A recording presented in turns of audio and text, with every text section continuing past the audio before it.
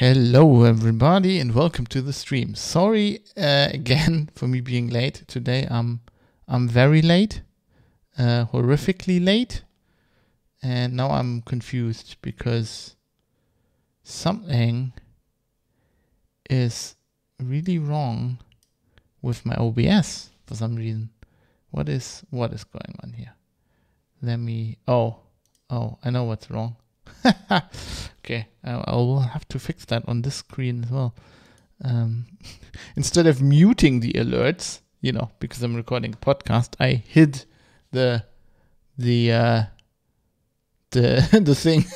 the source. That was confusing. Anyway, recording a podcast, ground rules apply. Yes, I'm really late. I've been just running around all day, running behind schedule and trying to catch up. Today I've hosted a webinar. I did some writing. I did some web design. I did some running.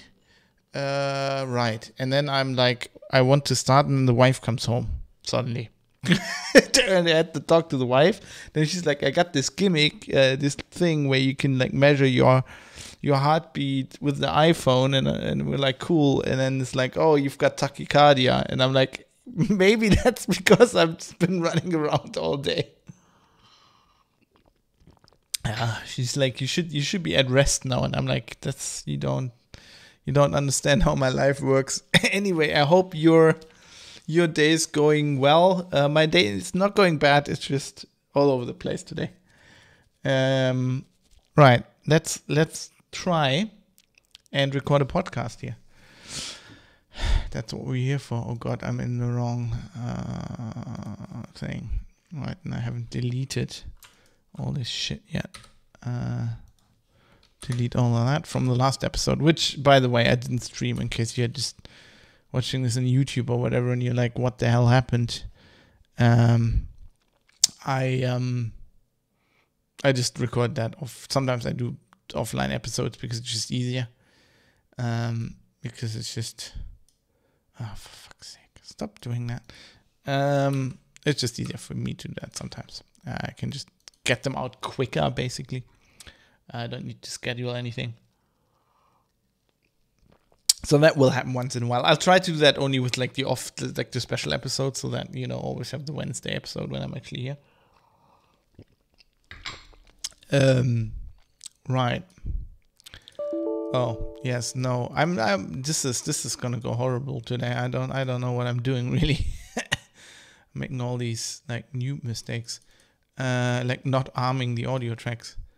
That is not good. Okay. Let me see. Does the soundboard work?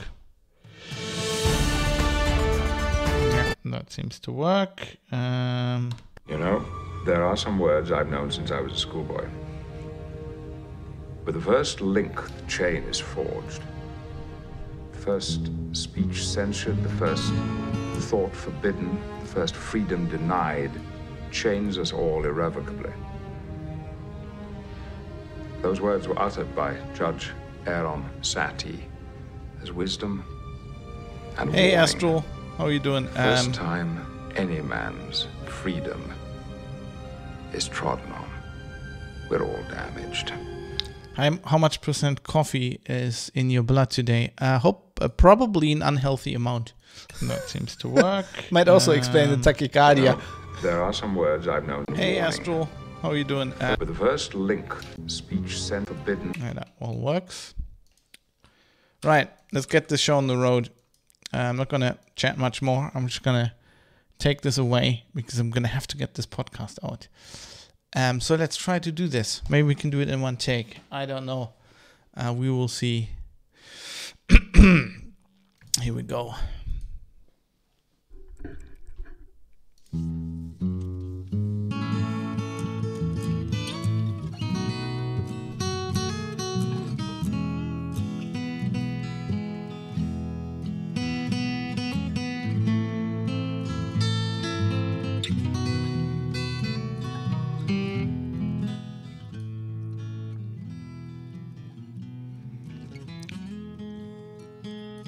You're listening to the Private Citizen episode 90. Blip blip. Fail. Yeah, can't do it in one take. Fuck that up. Rewind the tape. Let's do it again. Fuck it. We'll do it live.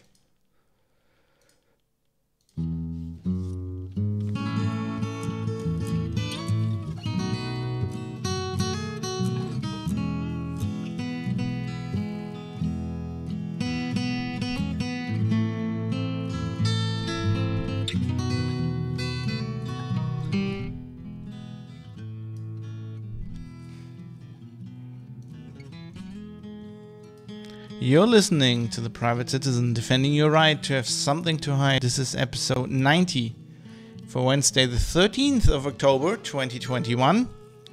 Blowing the wrong whistle.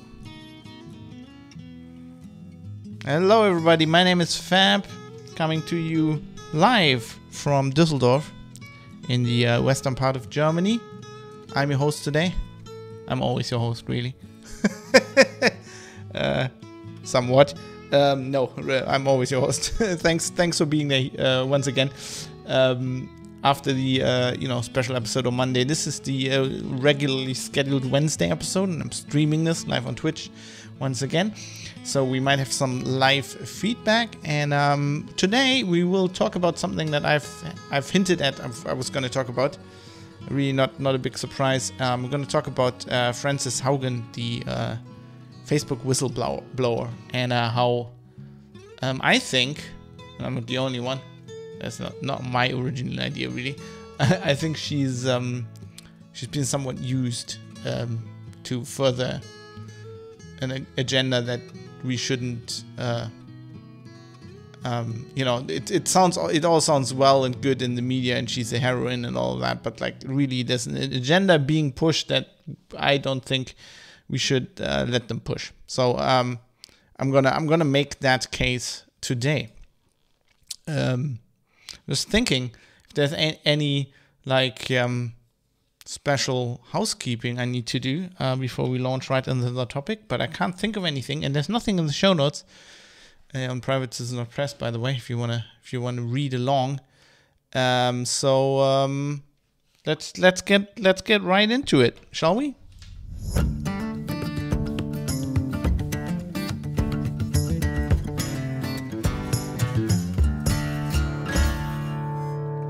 Yeah, so what are we talking about? There was a thing I already thought this was in Congress, like a hearing, but I think it was in the Senate. I wrote about it on the blog, and I wrote Congress, and I think I might have been mistaken on that. Not having done much studying of the American system back when I was studying politics, I sometimes still mess that up. But anyway, there's a woman called Frances Haugen who is who worked at Facebook, and she's a whistleblower now. So she's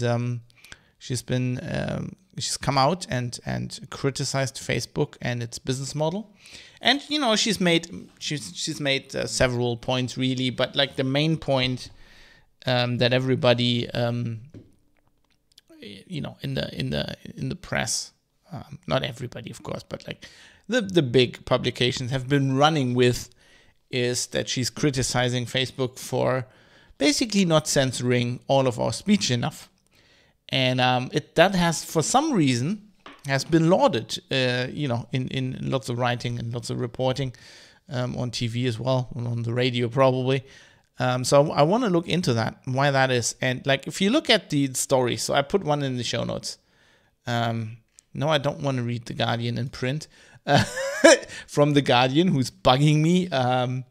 There were earlier, I was like, I got a pop-up where it's like, oh, you read so many stories this year, you should contribute to The Guardian. And I'm like, I'm just thinking about this, reading this story, thinking on how incredibly bad their journalism is. I'm like, I'm not going to support you for this shit.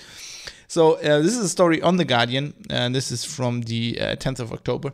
Headline is Frances Haugen takes on Facebook, the making of a modern US hero. Right, you read that. In her explosive Senate testimony, the former employee exposed how the tech giant put profit before the public good. Well, big surprise. But you read that and you think that's got to be an editorial. That's got to be an op-ed, right? And you read the beginning. I'm just going to read the beginning because it's bad enough.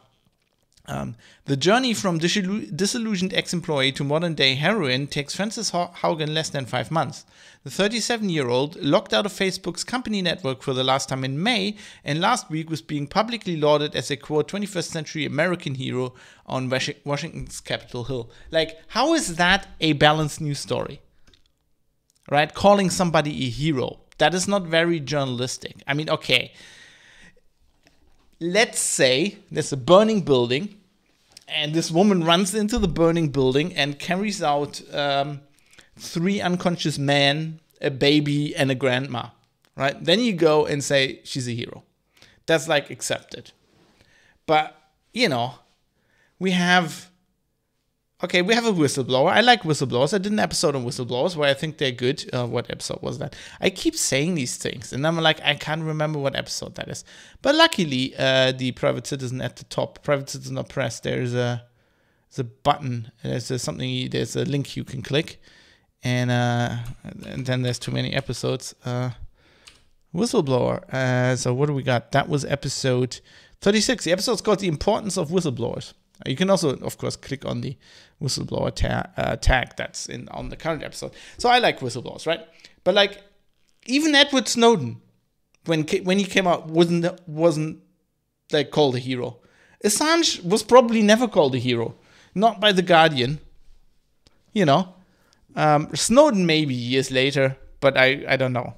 Maybe in an op-ed, but not in a news story. Like in the same week or the next week that it came out, it's like, this guy's a hero. Right, they were all like very objective back then. Now it's just like, hey, yeah, she's a hero. Super user says, I hate the subtitle they gave it. But the issue is that it's not even a clickbait title. It continues to call her a hero in the article. Yeah, that's like the news style, right? Back, you know, when I was still at an editorial thing, you'd actually like, I wouldn't say I did. I consciously never did a clickbait.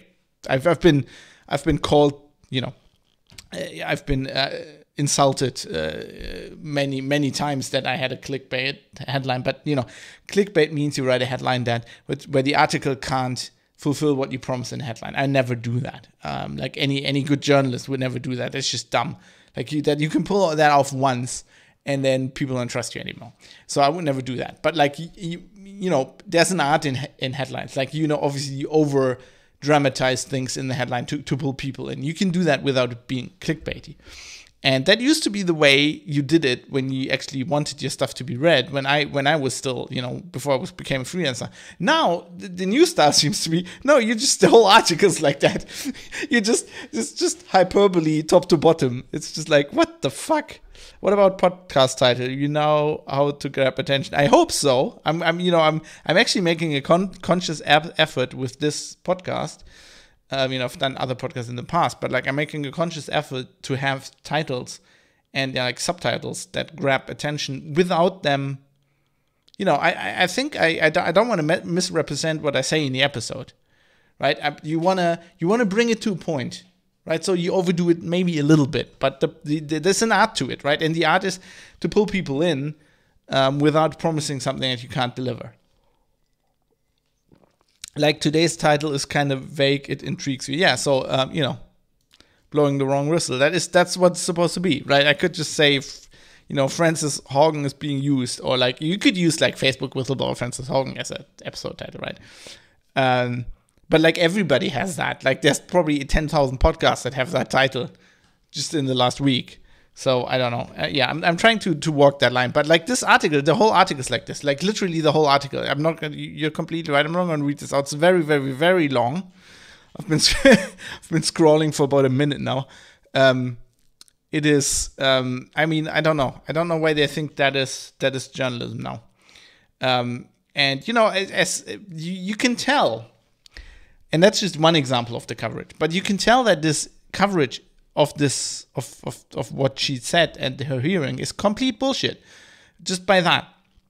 Because, you know, what is that heroine line? Like what's that supposed to be? Like that's not how is that not an editorial? It's ridiculous. Like they never called Max Schrems, who I've reported on the show, you know, the guy who sues Facebook all the time for GDPR violations, stuff like that. never called him a hero, didn't they? Like, why didn't they do that? So my theory is because Max Schrems, his plight, i.e. fighting, tracking, user data tracking, is not in the interest of the press, right? Because, let's face it, the mainstream press, financed by advertising, is in the same business as Facebook, right? They're in a surveillance capitalism business. It's the same thing, basically. And they work with many of the same, lots of publishers work with, advertising agencies that, for example, belong to Google. With Facebook, not so much. Facebook is more like an alternative proposition. But so when somebody fights that, they can't really, they write news about that, but they can't really call him a hero, because somebody will say, you look like the publishers, our companies kind of making, you can't say that tracking is evil, because we're tracking as well. So, you can, some inside baseball here. If you're an editor at a publication and they allow somewhat, editorial independence, that you can do that. You can write stories. Like when I was working at Heise, there were lots of people, including me, writing about tracking and writing about the bad aspects of tracking, knowing full well that, Heise makes, the website, not the magazine, but the website makes his money with some of the same means. So that's actually laudable. That's when you have that at the publication, that's editorial independence. That's pretty cool. But in general, you will not have all of the publications full of it, right? That will never be the main driving point behind your publication. If your publication also makes money from that, you'd have to be incredibly, you'd be an incredible hypocrite, and you'd have to have an incredible ability to compartmentalize your brain to actually do that. Super user says in Twitch chat, I'm a bit less cynical. You think I'm cynical? I think that most people, journalists, create political risk about privacy risk. Or actually, I've made a conscious effort to say privacy, because I generally talk rather British English. I'm trying to use the Queen's English. I say is your. So I should say privacy. So I'm trying. I actually stopped doing that when I started the show, to make the show more accessible, because lots of people think privacy is a wrong pronunciation. But I made an effort to use that down, just in case you get confused. So they rate political risk about privacy risk. And the internet enabling terrorists, be they Islamic, white supremacist, far right, has been a hot topic for 20 years. Yeah, that's what we're going to, right? So the main driving point with her testimony was she talked about Facebook's business model and data and tracking, but the main driving point is everybody's Facebook's not censoring enough. They're not censoring hate speech enough. And you're right about the terrorist thing, although that, it's now been 20 years since September 11th. And if we look back, and there have been many articles written about this, how we gravely overestimated that threat, right? And destroyed, basically, in some respects, you could argue the terrorists won, right? Al-Qaeda did that one big attack. That was the subway stuff in London as well and stuff. But, they made 2 or 3 big attacks, and they basically got us to change our whole way of life and abandon a lot of the freedoms that set our culture apart from theirs. You could make that argument, and the hate speech thing is completely different, because we're not talking terrorism here, right? Yes, it started somewhat with Christchurch, and you could say that was a terrorist attack. It was a terrorist attack, but so I've never understood the impulse. Why everybody said that must be censored. I understand the argument that you don't want to give, attackers, terrorists like that a platform, right? But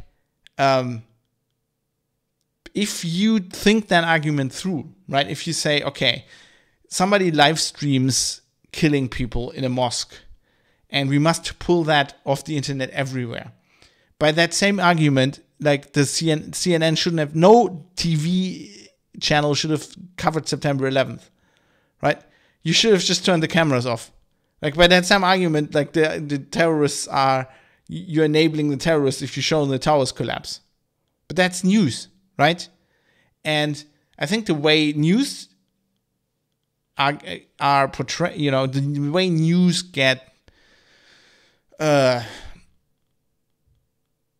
don't know, it's not really reported. The way the news develop and society consumes news has just changed, right? So we don't have that.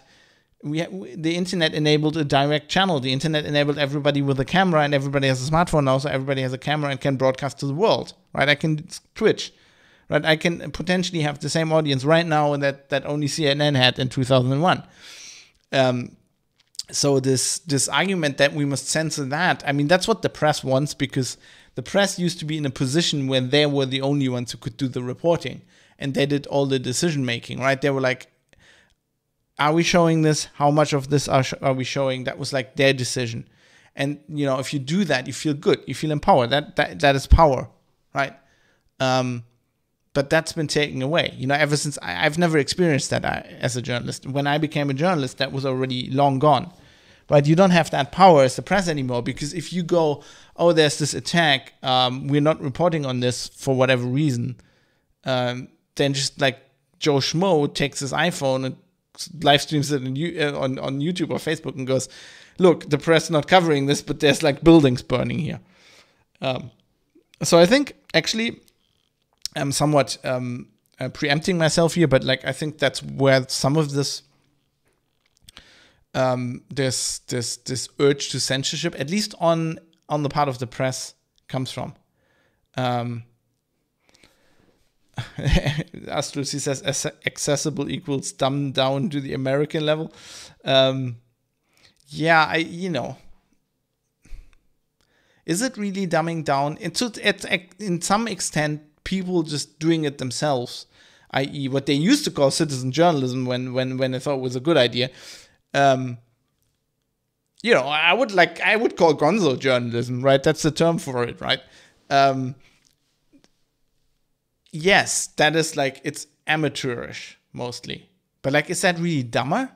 Like, is that dumber than this fucking Guardian? This Guardian story is dumb, right? The news on TV are dumb. They're like that, like, literally, I don't watch TV anymore. I haven't watched, like, I was actually reflecting on that like this thing, I turned off all TV news after 9/11. After, like, I saw this live on TV, and then I saw the coverage, and then the coverage just got absurd because they were covering the same thing over and over again. And they were like, months later, there was still, here's the victims, and here's the survivors, and like, it was just, I stopped watching TV news. I think that was the point where it catalyzes. And like, I watched stuff selectively, right? I watch stuff that was aired on TV that I get off Twitter or YouTube or whatever, or Facebook or whatever, anywhere off the internet, really, Reddit, but only selectively, right? And I watch, a lot of YouTube is better coverage to me than anything that's on TV right now. Like, to me, that is dumbed down. Yeah. So this to me, if you read my blog post, I wrote a blog post on this topic as well. I'll link that in the show notes, private citizen or press as well. It's kind of hard to me to grasp. So I can analyze what is happening here. And I call it an unholy alliance. We have an unholy alliance of the press and politicians.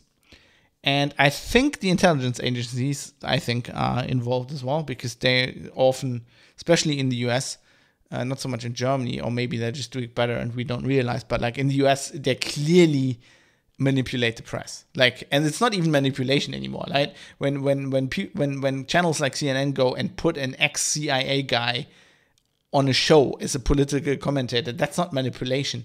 Like, they're willing collaborators, right? They go on about, like, at the same time where they went on about, Trump's a liar, lie. They put a guy on a show whose job is to lie, right? He run the CIA. People run the CIA. They're spies. Spies lie. That is their job, right? I mean, come on. I never got this. But anyway, so I think it's the media, it's some politicians, and in the US especially, it's also the intelligence agencies. Now, I think this is obviously colored by my personal perceptions.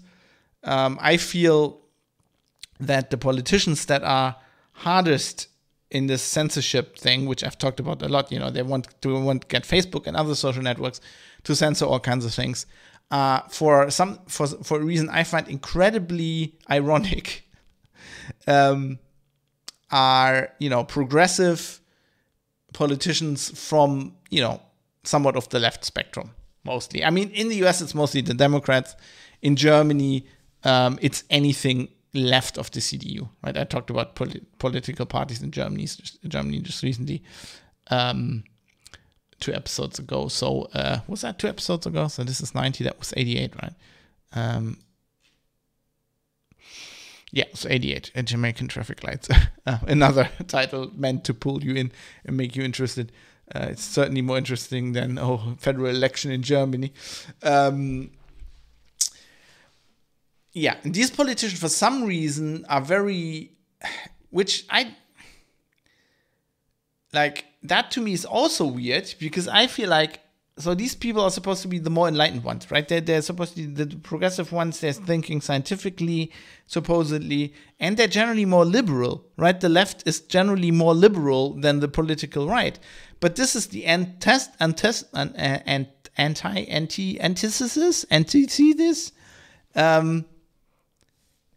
of being liberal, right? Wanting the state to control the public discourse is anything but liberal.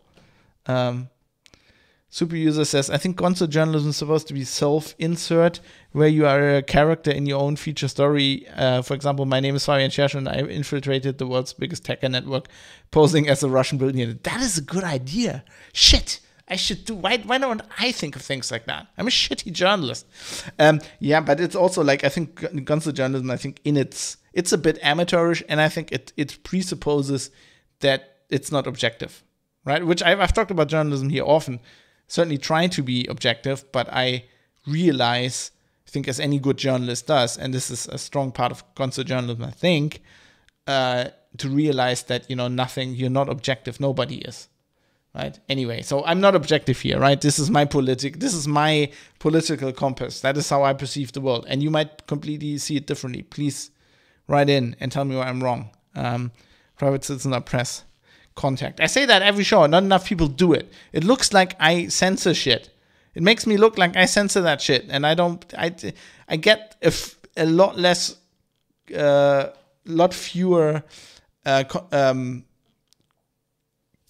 Voices that contradict me than I want. So please, I need more of that.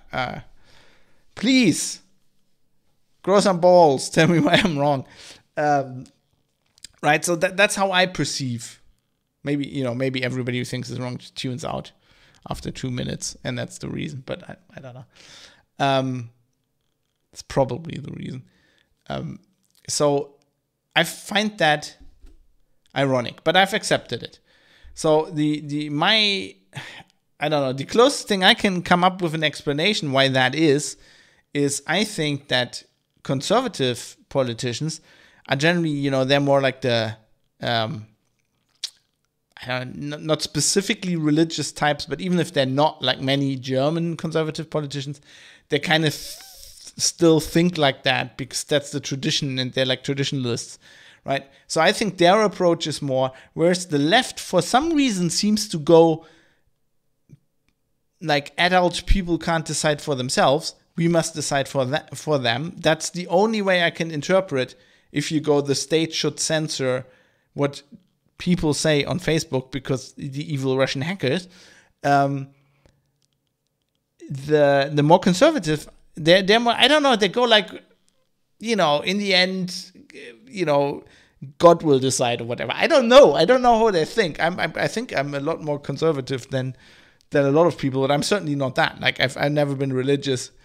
So I don't know. Maybe they're more like, it'll sort itself out in the end. For some reason, they seem to have more trust in adult people. Maybe that because everybody's created the same under God, And that's what they base their political and,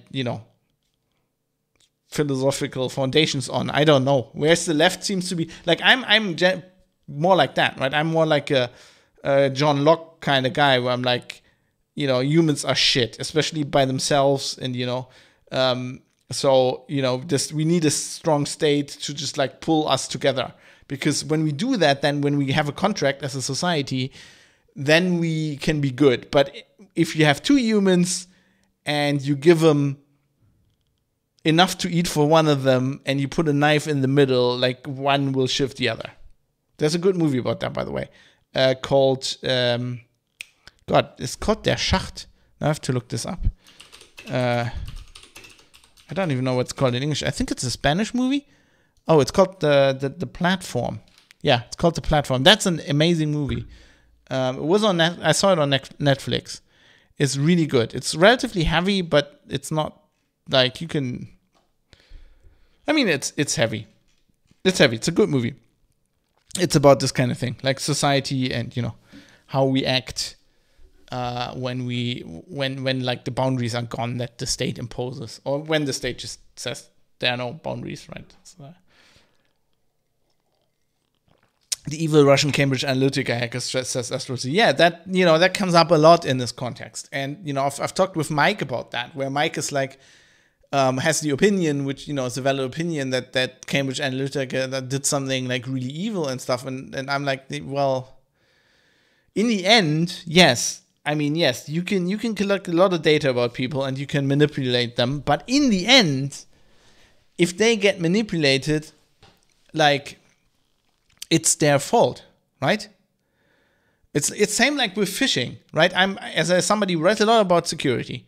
I think about this a lot, IT security. I understand why phishing works. Like, even if you're the best security expert, if the social engineering is good enough and they hit you in the wrong, at the wrong time of the day, and you're just like running around, you have tachycardia like me, and you're just trying to, and they hit you in the wrong thing, you might click on that fucking link and just to get it done and fill in your information, and then they fucking phished you.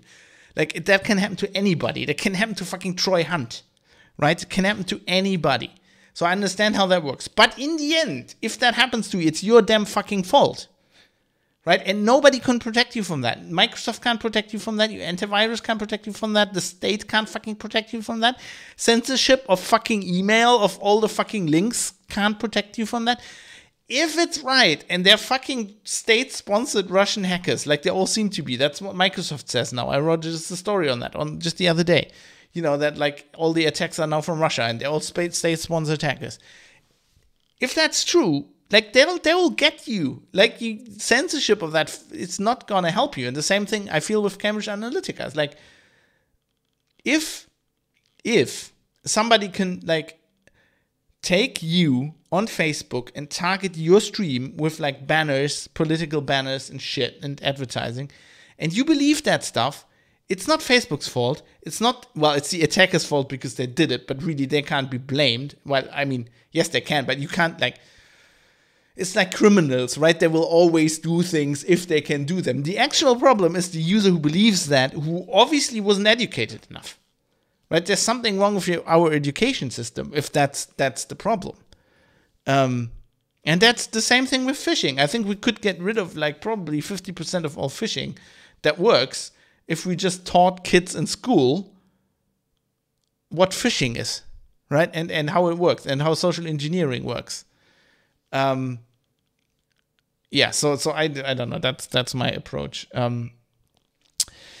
Superuser says, are you sure it's left, right instead of populism, radicalism versus establishment? Trump was a populist guy throughout his tenure, so he was in favor of openness, whereas a more boring politician will believe in proper conduct, and that means silencing some voices. I think German politicians are more the latter. Yeah, but in Germany we have these censorship politicians as well. No, I think it's a left-right thing, because I mean, populism versus establishment is kind of that goes. That's like odd angles to that, right? You can have left populist, you can have right populist, you can have left establishment people, although yes, the more radical left people tend to be populist. Like the more radical you get on the left-right spectrum, the more populist you probably get as well. But I mean, I don't think so. Right? So, but in on that axis, when you apply that to the topic we're talking about, then the populist people would actually be better because Trump wasn't doing this shit and Biden is doing the censorship shit. So it would be the establishment people who want this censorship. But like that doesn't really work because in Germany, Merkel was or is still, she's still in power because they haven't as we talked about, haven't founded a new government yet. But like she's very, very establishment, and she was against this shit, right? She was calling out Twitter for suspending Trump, and she's generally been like that. Like she's been relatively hands off in, like even with the worst things they did in Germany with COVID, I felt like she was relatively restrained on that.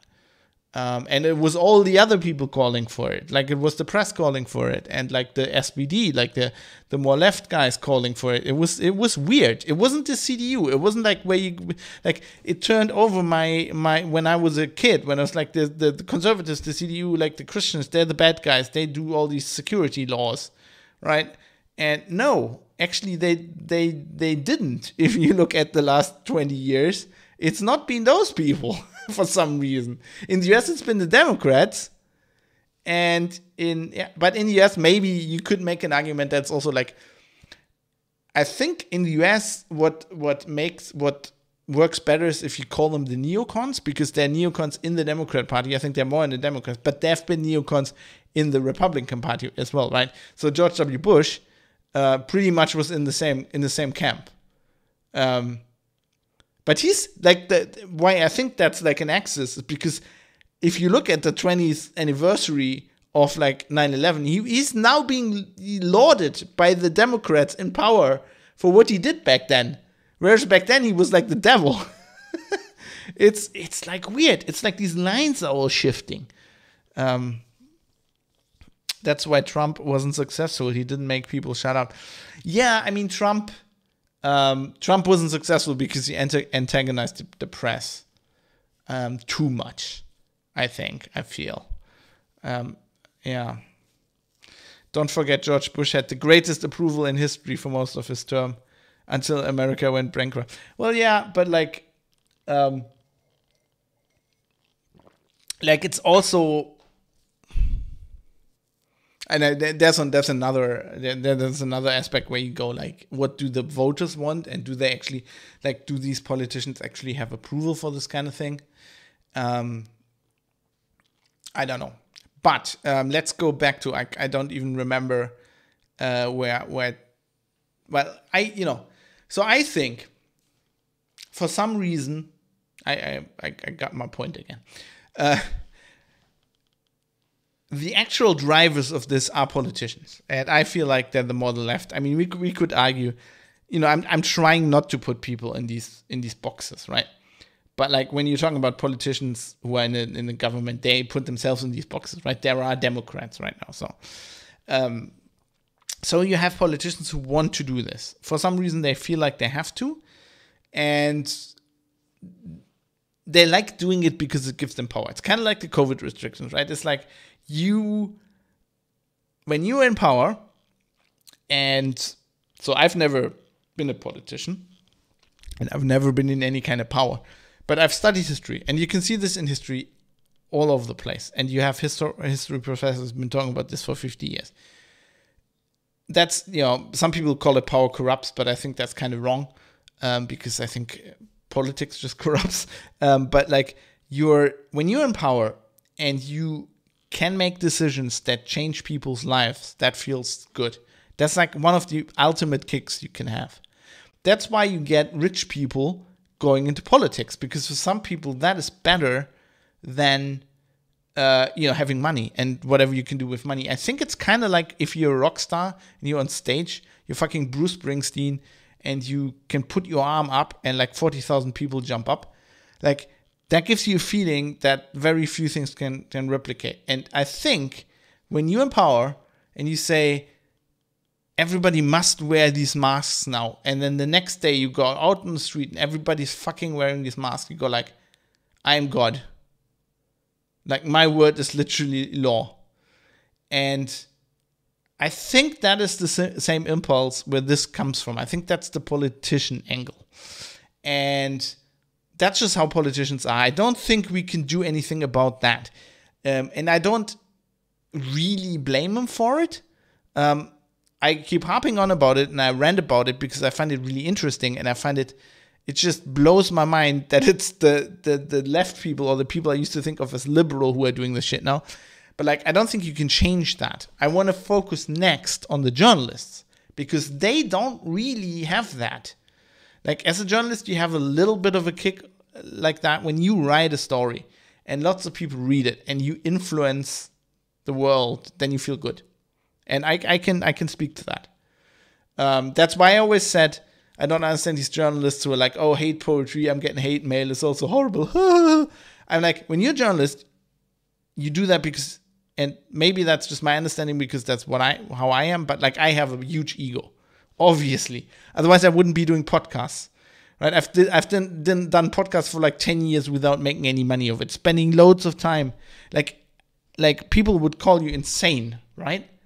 I've probably spent more time doing podcasts than Elon Musk has on anything, and he's fucking rich. Like, everything he does like the right thing, and he makes money of it. And I just do it for like twice as long and make zero money, actually lose money. And the only reason you do something like that is because you have an ego.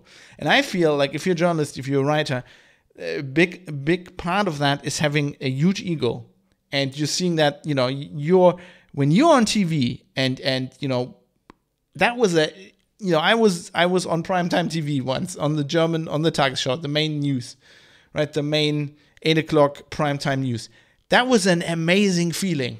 That's like that ego thing. That's like being Bruce Springsteen and being on stage. And when you write something, you write a book, you write an article, you have that same feeling. It's not as direct though as being a politician, because you know, when you write an article, you can only, okay, so many people read that, and then you imagine I've changed society. You really haven't. Not like if you're Angela Merkel and you're like, the borders are closed and then nobody can leave the fucking country anymore. Or you all have to stay inside. Or, you know, censoring Facebook and your post is gone and your post is gone and your post is gone. But I think it kind of taps into the same impulse. I actually have to take this up. There's some people disagreeing with me on Twitch chat, which is great, which is what I wanted. So Terrestrial Jim says, well, your explanation of who is at fault when you get hacked sounds too much like victim blaming for my taste.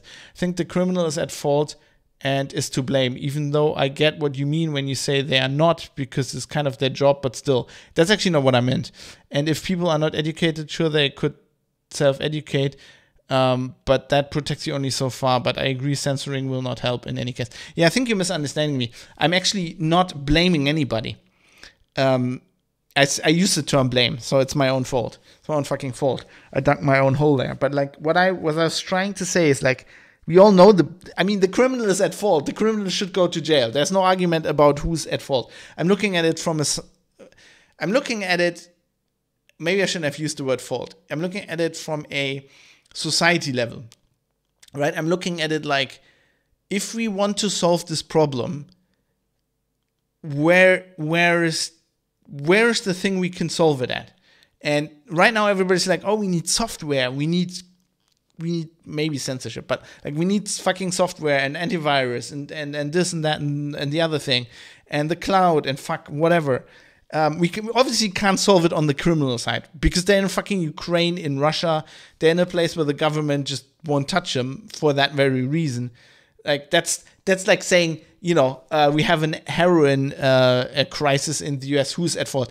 The fucking cartels are of course at fault. But if you want to turn it off, like, you know, you can't. Going after the Sinaloa cartel is not going to solve it because you've been doing that for 40 years and it doesn't work, right? So you need something else. Right, and with with this is also like you can't go after the hackers. And the technology thing is not the problem. If you want to solve this problem, you have to solve it at the user, right? And I agree with you. That sounds like victim blaming. When we're talking about Cambridge Analytica and for voting, then I don't think it's victim blaming. Then I think these people are at fault. I think you could make a political argument, a sociology argument where when you're in a democracy and you're voting, you're supposed to be an informed voter, right? And you shouldn't go, if you have no fucking clue what you're doing, you shouldn't go and vote. And I think, I mean, this might be elitist, and a lot of people might disagree with this, but I think if you get fucking swayed by a meme on Facebook, you shouldn't be voting. I mean, I know that you can't stop these people from voting, right? We can't have like IQ tests or whatever. It's preposterous.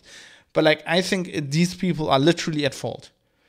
And there, I don't think, in this specific case, I don't think whoever's doing it, like some Russian secret service, some propaganda ministry, they're not at fault because they're literally doing their job.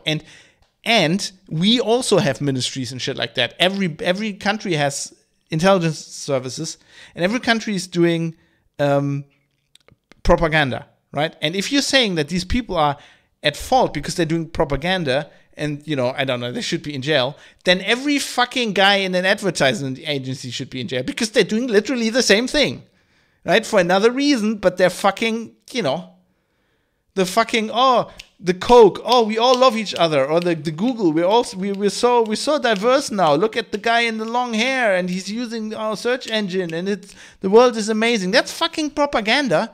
It's propaganda for in the employ of a company and not a state, but it's literally fucking the same thing. So these people should also be in jail. So I don't think they're at fault. The fucking idiots who can't, who get swayed by this. Right? If you watch like a Coke thing and they're like, we're making the world, or what was the Levi's thing? Our thing is now sustainable fucking clothing. Like, if you watch that and you're like, every fucking company, I watch YouTube, every fucking company today is telling me that they're there to make the planet better. Anybody who believes that is a fucking moron. Sorry about all the rants, but you probably tuned in for that. Like, no, that's not what companies do.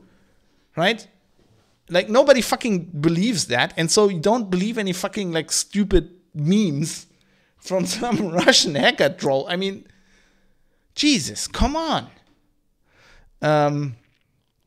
Anyway, Super User also said, said later, it's a huge topic, so only a quick question. Do you have an episode on Section 230 in your archives? Would be interested in your opinion, as it's relevant to the topic, and I want to research Fab Thought more.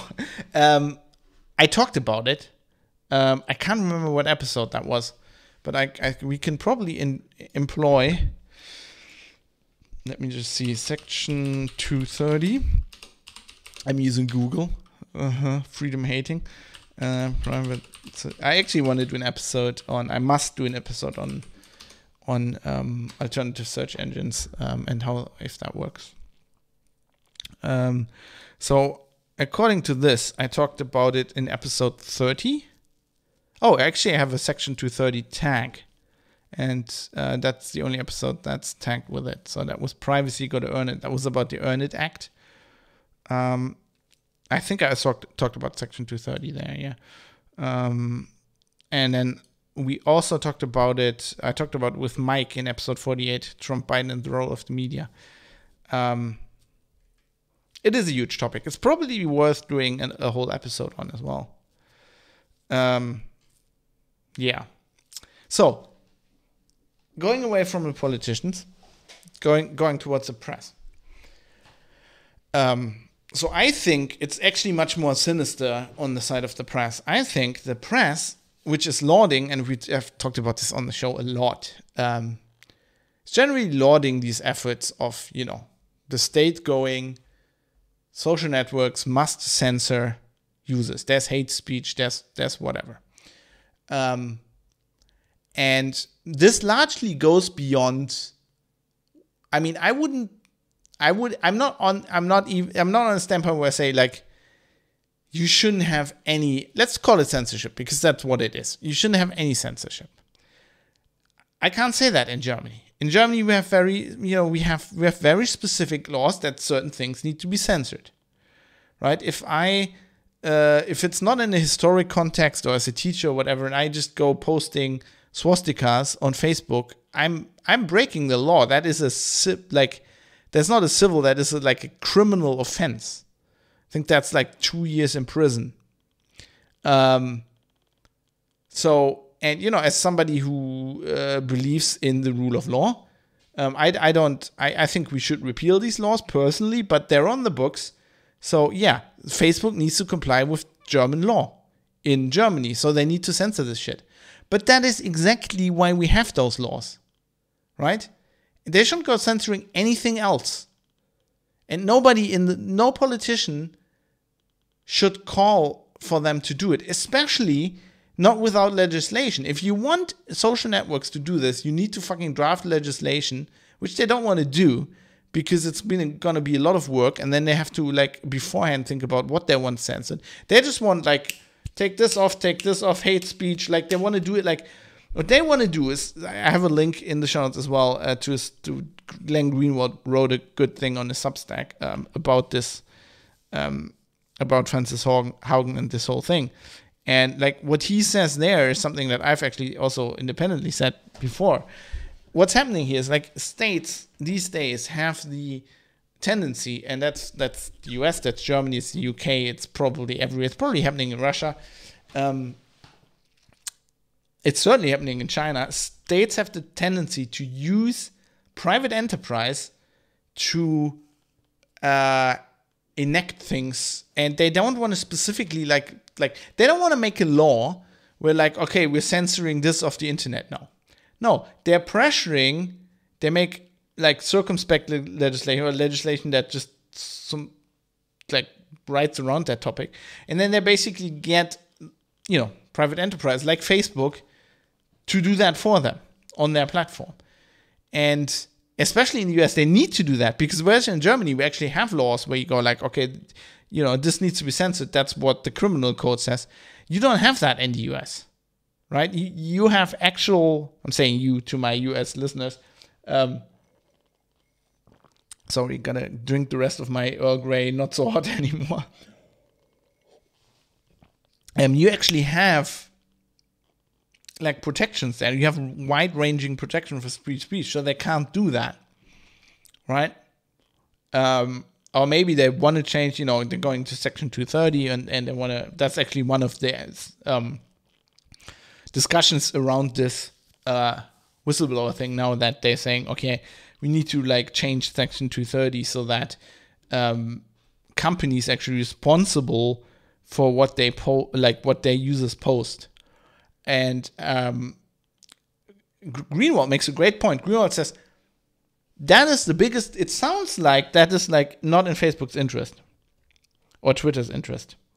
And they were specifically founded not to censor shit like that. They wanted to just especially Twitter just was created in the spirit of let everybody say what they want.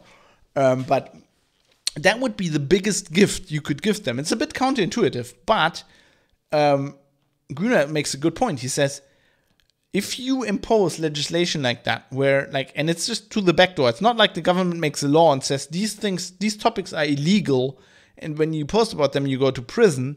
No, it's, hey, let's use civil law to make Facebook, for example, responsible for things their users post, so then they can get sued.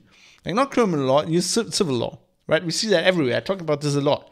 Where basically civil law is used by the state to do things they don't want or can't put in in criminal law.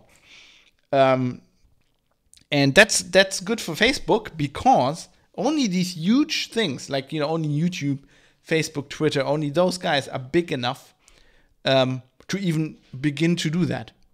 If they change 230 and they say, okay, or whatever, some kind of safe harbor thing, we have similar laws in Germany. If they are changed and they say, you're now responsible for what your users post, then every little fucking, Substack is dead, right? Every little forum that some guy just runs is dead.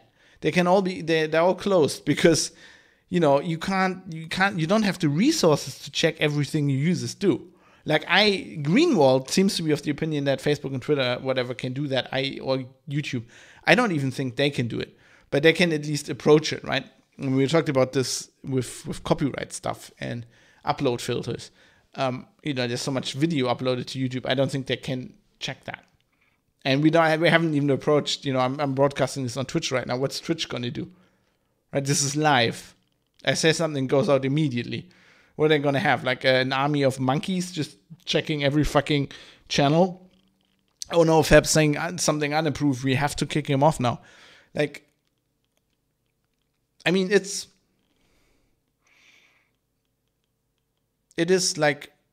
is insane. If you think about it, I can't understand how people want to, even our politicians or politicians should think about this, but they are after the power, so they don't even do that. But as a journalist, when you're writing about this and you're hating this, maybe one thing I could think of is that journalists want this because they're kind of fucked because, they are, so it's 230 and these, just to quickly explain it, these safe harbor laws basically work like this. If you're a publication, you have editorial control, you're responsible for what your writers say. That's always been the case, right? If a newspaper slanders you, you can sue the newspaper. But these platforms don't have that because, they don't have editorial control. You can just, as a user, go there and post there, and then you're responsible as the user, which is, I think, what it should be. That's how I understand law on its most basic level. That's who's responsible, right? So if somebody some white supremacist terrorist asshole posts something on Facebook, how is it that Facebook is responsible for that? If I go on Facebook and post the swastika, under criminal law in Germany, of course Facebook's not responsible. I'm responsible, right? If I buy a Walther PPK and shoot my neighbor in the head because he's a fucking asshole, Walther Arms is not responsible for that. Why would they? That makes no fucking sense.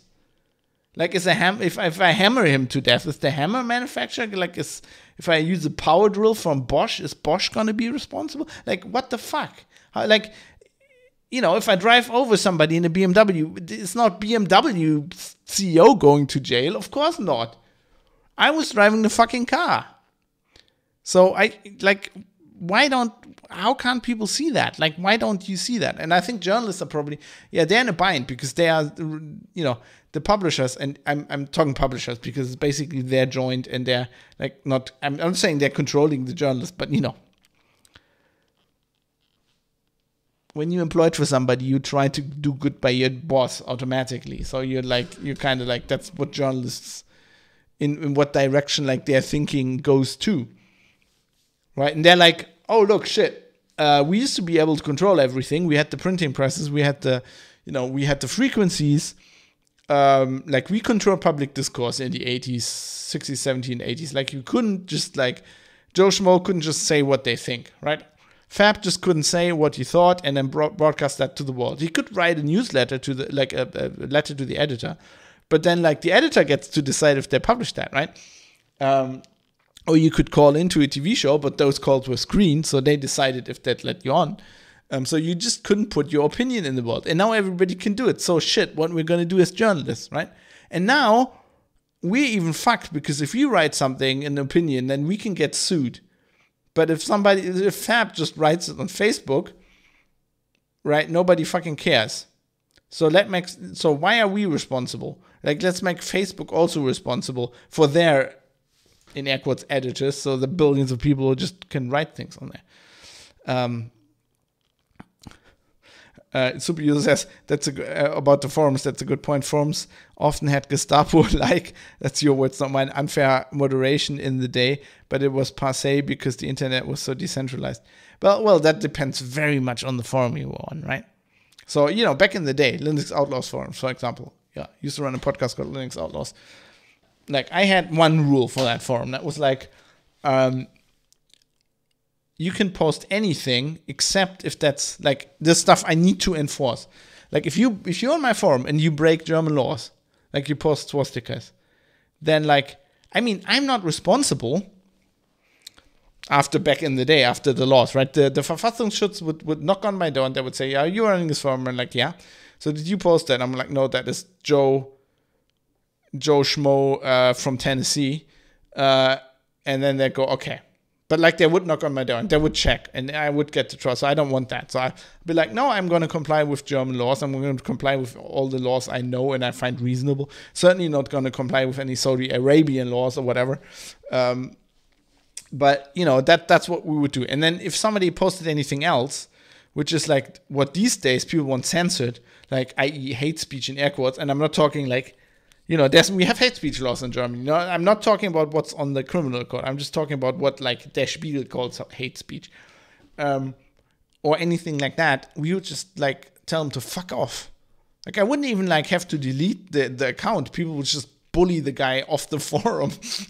Like we wouldn't even mostly not even ban like spammers. Like the guys came on like advertising something, link spam. Everybody would bully them with like GIFs and stuff. That's what I do on Twitter. You know, if somebody comes to me and is like, oh, Fabs, I don't know, something, bullies me, fucking hate speech, whatever. Some crybaby would call it hate speech. I just reply in GIFs. I like have this collection of, I like WWE GIFs.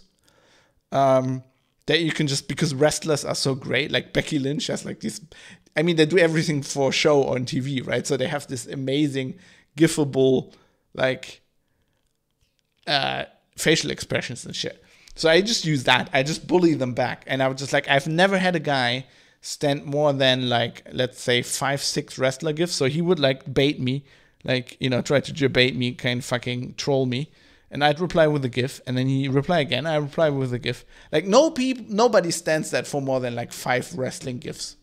And if they're really, really tough, you can just go like the thing Stone Cold used to do, where like somebody just said something, Stone Cold just goes, "What? There's like sorry, hitting the mic there. There's like an amazing GIF of Stone Cold just going, "What? Somebody says something to you on Twitter, you just go, "What? Like that's how I reply to shit like this. I don't need to censor the fucking internet. Yeah, you could say I'm also not vulnerable, right? I'm always saying, you know, nobody ever sends me dick pics. They only send that to women. But like, I would just laugh at them. Like, if I was a woman that was getting dick pics, like, I wouldn't get traumatized by that. I know what a dick looks like. I'd just laugh at them. But that's also because I was relentlessly bullied in school for years. And so I'm kind of, you know, that part of my brain is kind of dead. Like, you can't hurt me. Like, before I was ever on the internet, I had a very good time on the internet. Kind of like, what's his face? Derek Smart. It's the king of trolling as well. Who was always like, you can't fucking troll me. Because like for him, it was like the early bulletin boards where he basically was confronted with anything people can do. You know, anything they can do, goatee, whatever. Like you've seen it all. And I've had that. I've lots of shit done to me like in person in school when I was younger. And that was all way before the internet. And so that fucking prepared me for like, you can't do anything on the internet that is not as scary as like what people did. Like, it's much more scary when they do that to you in person. And when you realize you can get over that, and it's mostly just words. And, you know, at some point you realize you can just fucking, I never did that. That was my problem back in the day. But, you know, these days I would just, I don't know, if somebody tries that in person, I just walk very close to them, right? And do like a UFC style stare off. And then I probably fold. And if they didn't, they kept doing it, I would just at some point just smash their face. But like, you know, and if you can't do that to you in person, then like you can't do that on the internet. And that's kind of my approach. That's why I don't understand the censorship, right? That's why I'm like, these fucking people who get like, I don't know. Apparently you can steal an election by sending people very targeted memes in like bad English, and apparently that works. I mean, yes, of course that works. I mean, if we have talked with Mike about Brexit, I can see how that works with Brexit, right? Because if you have a certain person, and it's not like, I mean, some of them probably uneducated, but it's not even that. It's like, they're normal working day people, right? They don't want to fucking, they're not like me, like talking about politics on the internet for hours on end. They just want to get along with their lives, and they just consume a certain amount of news or news in air quotes, like Facebook things. And it's the same for everybody. It's like the Guardian people, they get influenced. They only read the Guardian. They get influenced by that. And if you only read like right-wing conspiracy fucking Facebook pages, then you get influenced by that. Like if you only take that amount of time in the day and you're not thinking critically, you'll get influenced. That's how propaganda works. That's how influences work, by the way. I mean, you can get influenced in your election thing, but in your voting, but you can also get influenced to buy like dumb shoes. Because some blonde chick on fucking Instagram says they're great. It's all basically the same thing. What makes me so angry when it comes to journalists is that their job is just the fucking opposite, right? To me, I've become a journalist because I think it's fun. I have a big ego. It strokes that. But at the end of the day, I also believe it is a job that is, if you do it well, you're doing a net good for society. You're basically like a teacher. You're very much like it, except I hate kids and I could never be a teacher. But you're kind of doing the same thing. Like you're trying to inform people, right? You're trying to make society and people's lives better by informing them. And that might just be doing video game reviews. But I'm not even saying like Pulitzer Prize winning stuff, but like I am doing this job not because it pays well. Believe me, it doesn't. Not because it's like an easy job, right? It's very stressful. There's a reason I have tachycardia. Sorry, I keep referring to that. I think I talked about this before. I don't have tachycardia. Yes, I did this, like, you know, the problem with streaming this live is like I talked a little bit before I started recording. So for anybody who's listening on the podcast, like, what's he talking about? Just before I started recording the show, my wife came home and she was like, I have this thing you can plug. It's like a Bluetooth thing and you hold your fingers on it and then your iPhone does like a heart EKG. Is that an ECG? Is that an ECG in English? Shit, my brain. Quickly.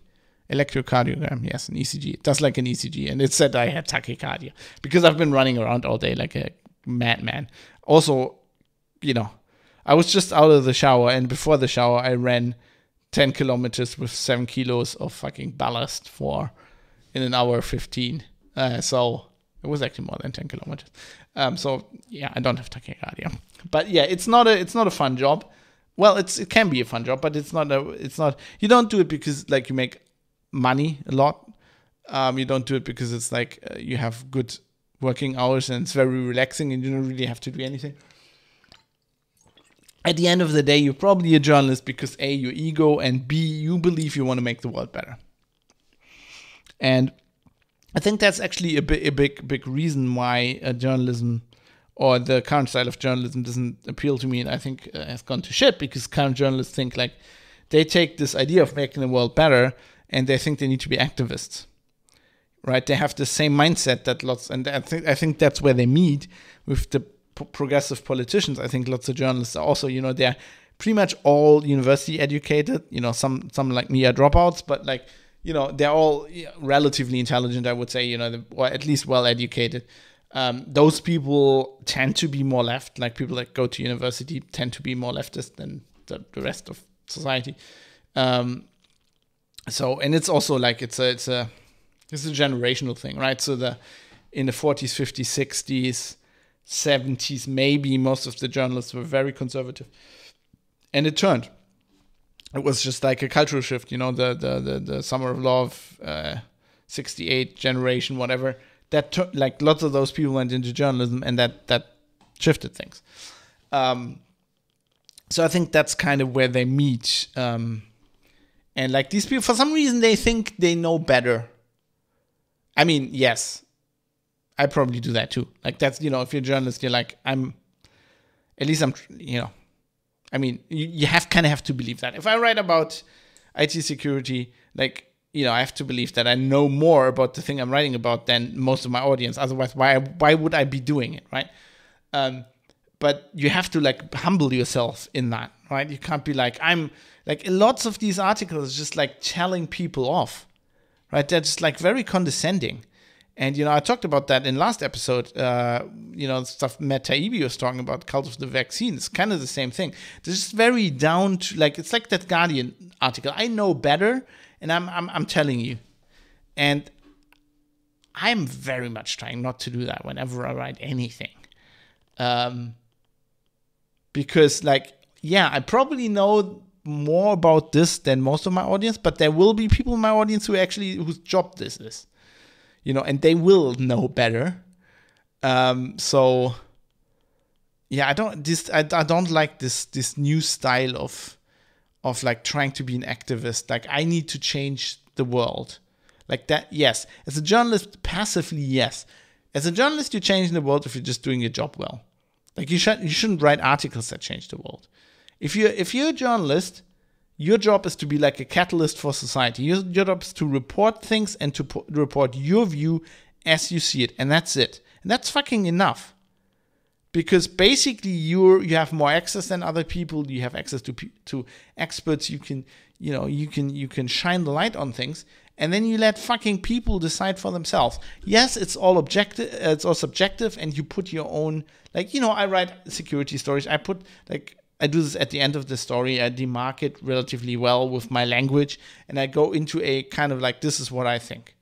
But I'm trying not to be like condescending and like, I know better. What I'm trying to do is like, okay, here's what I think because of experience, for example, right? So when I write a story about like router vulnerabilities, and I've written this story when I was at Heise and afterwards now as a freelancer, written this story literally hundreds of times, and it's always the same fucking thing. It's always a security researcher finds a security vulnerability, goes to a really big vendor, the really big vendor ignores them, security researcher writes them tons of emails, rings them up, waits for 30 days, fucking discloses the thing, 0 day, huge security vulnerability. I'm over dramatizing, but like, and when I write that story, I have to assume that somebody who just comes along and reads my story that I've written for Heise because they said, you're a freelancer, please write this for us. I have to assume that guy, that's like the first router vulnerability story he's read or she's read or whatever, or like the second one. And I have some experience where I go, at the end of the article, I go, this is not out of the ordinary. This is exactly the problem with home routers because these fucking manufacturers don't fucking care. That's subjective, but that's not condescending.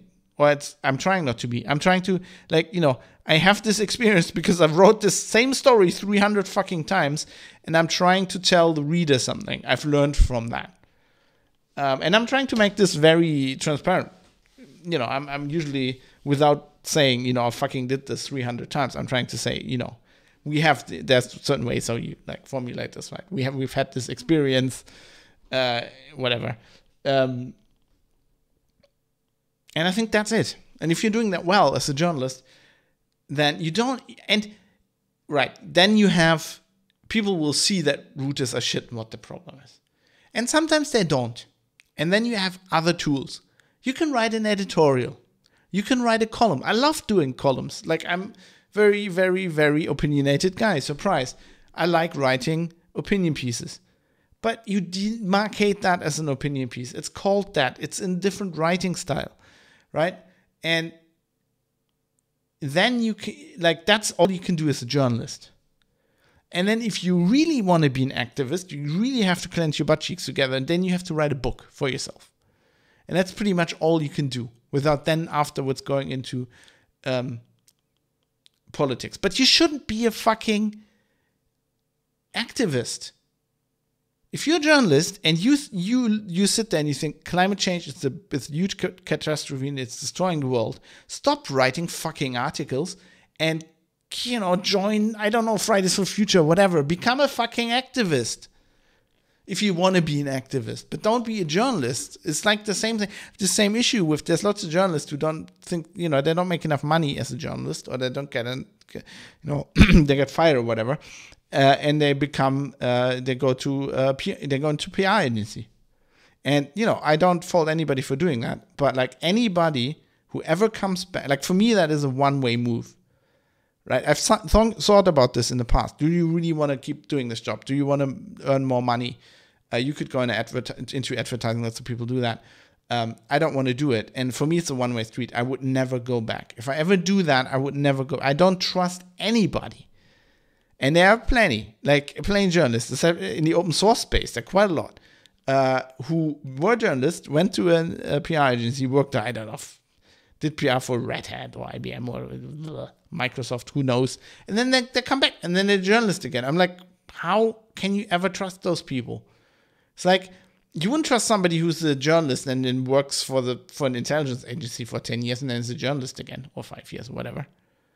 Any journalist who has a whiff of ever collaborating with an intelligence agency is like that to me.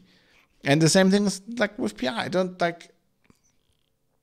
get that. And it's the same with activism, because that is basically what activism is as well, right? When you're an activist, when you're a journalist, you're kind of beholden to your readers. You're beholden to the public good, so to speak, like you to the public, and you're trying to call it as you see it, and you're trying to be as objective as you can. When you're an activist, you're throwing that overboard, and you're going, an issue is so important that actually, when you're an activist, you're actually okay with propagandizing, right? When you're a communist, you want like the fucking state to be communist. When you're a climate change activist, you're like, this is so important, we need to stop everything we're doing. And it's basically what you're saying is it's okay to lie or to mislead the public if it justifies the means. Which I would never do, but I understand when people do that. I understand when people think something is so important that they want to do that. But you have to understand that you're doing that, and that you can't be a journalist and be that as well. That is like fucking being in the army and then holding like speeches at like a pacifist conference. It's just like, nobody will fucking believe you. Terrestrium says, ego and making the world better. I wonder why not more journalists become politicians. I think because basically, so I had a teacher, a professor in politics who says, if you ever study politics, you will never become a politician, because you see how shit the game is. And I think that's what journalists see as well. Super said, devil's advocate though. You have a history of writing anti-corporate security stories and more recently privacy stories. Now you do a podcast with a specific slant. So are you too not an activist? No, I'm trying specifically not to be.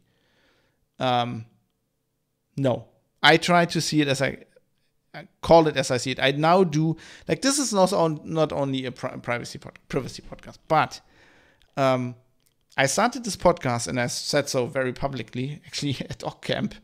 That was before I started the podcast, but then I was like, people ask me, why don't you do another Linux podcast? And I did a Linux podcast because I thought that was an important issue.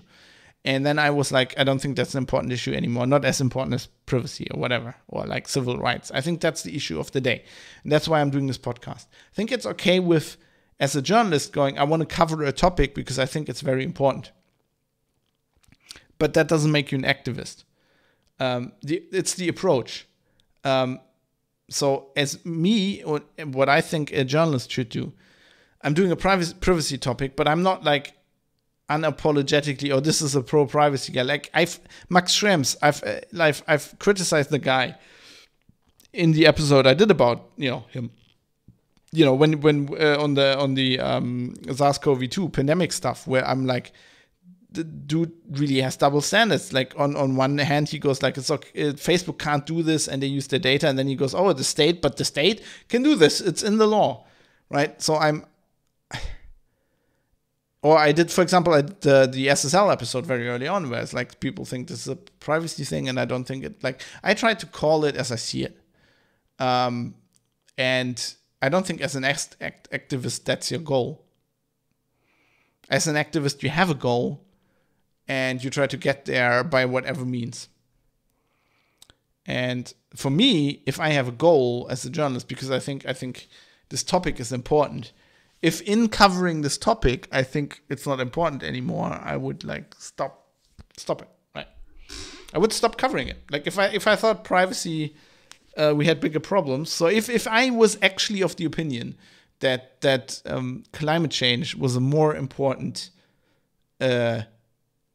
topic to society right now than civil rights or privacy, I would stop doing this podcast or pivot it. I would call it the climate citizen or whatever. Right?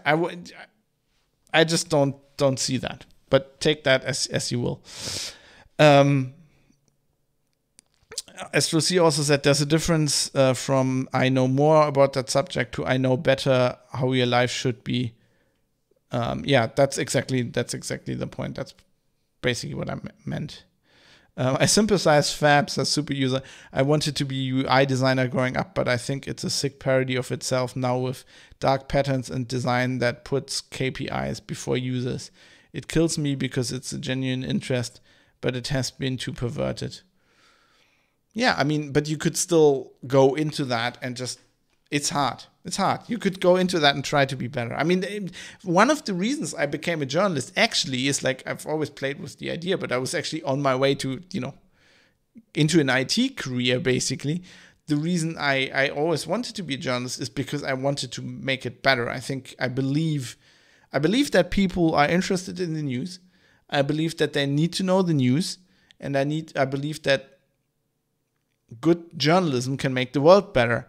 But if I look at, this is why I'm ranting all the time and I'm so angry, because if I look at the current state of journalism, I think precious little of it does. Like most of it doesn't. Most of it is disguised PR propaganda. People who are, I don't know, trying to be activists. People who are just dumb. I don't know what they're doing. They're phoning it in. So yeah, but it's not been easy, right? There's a reason I'm not like a respected like security editor at the Spiegel or something, right?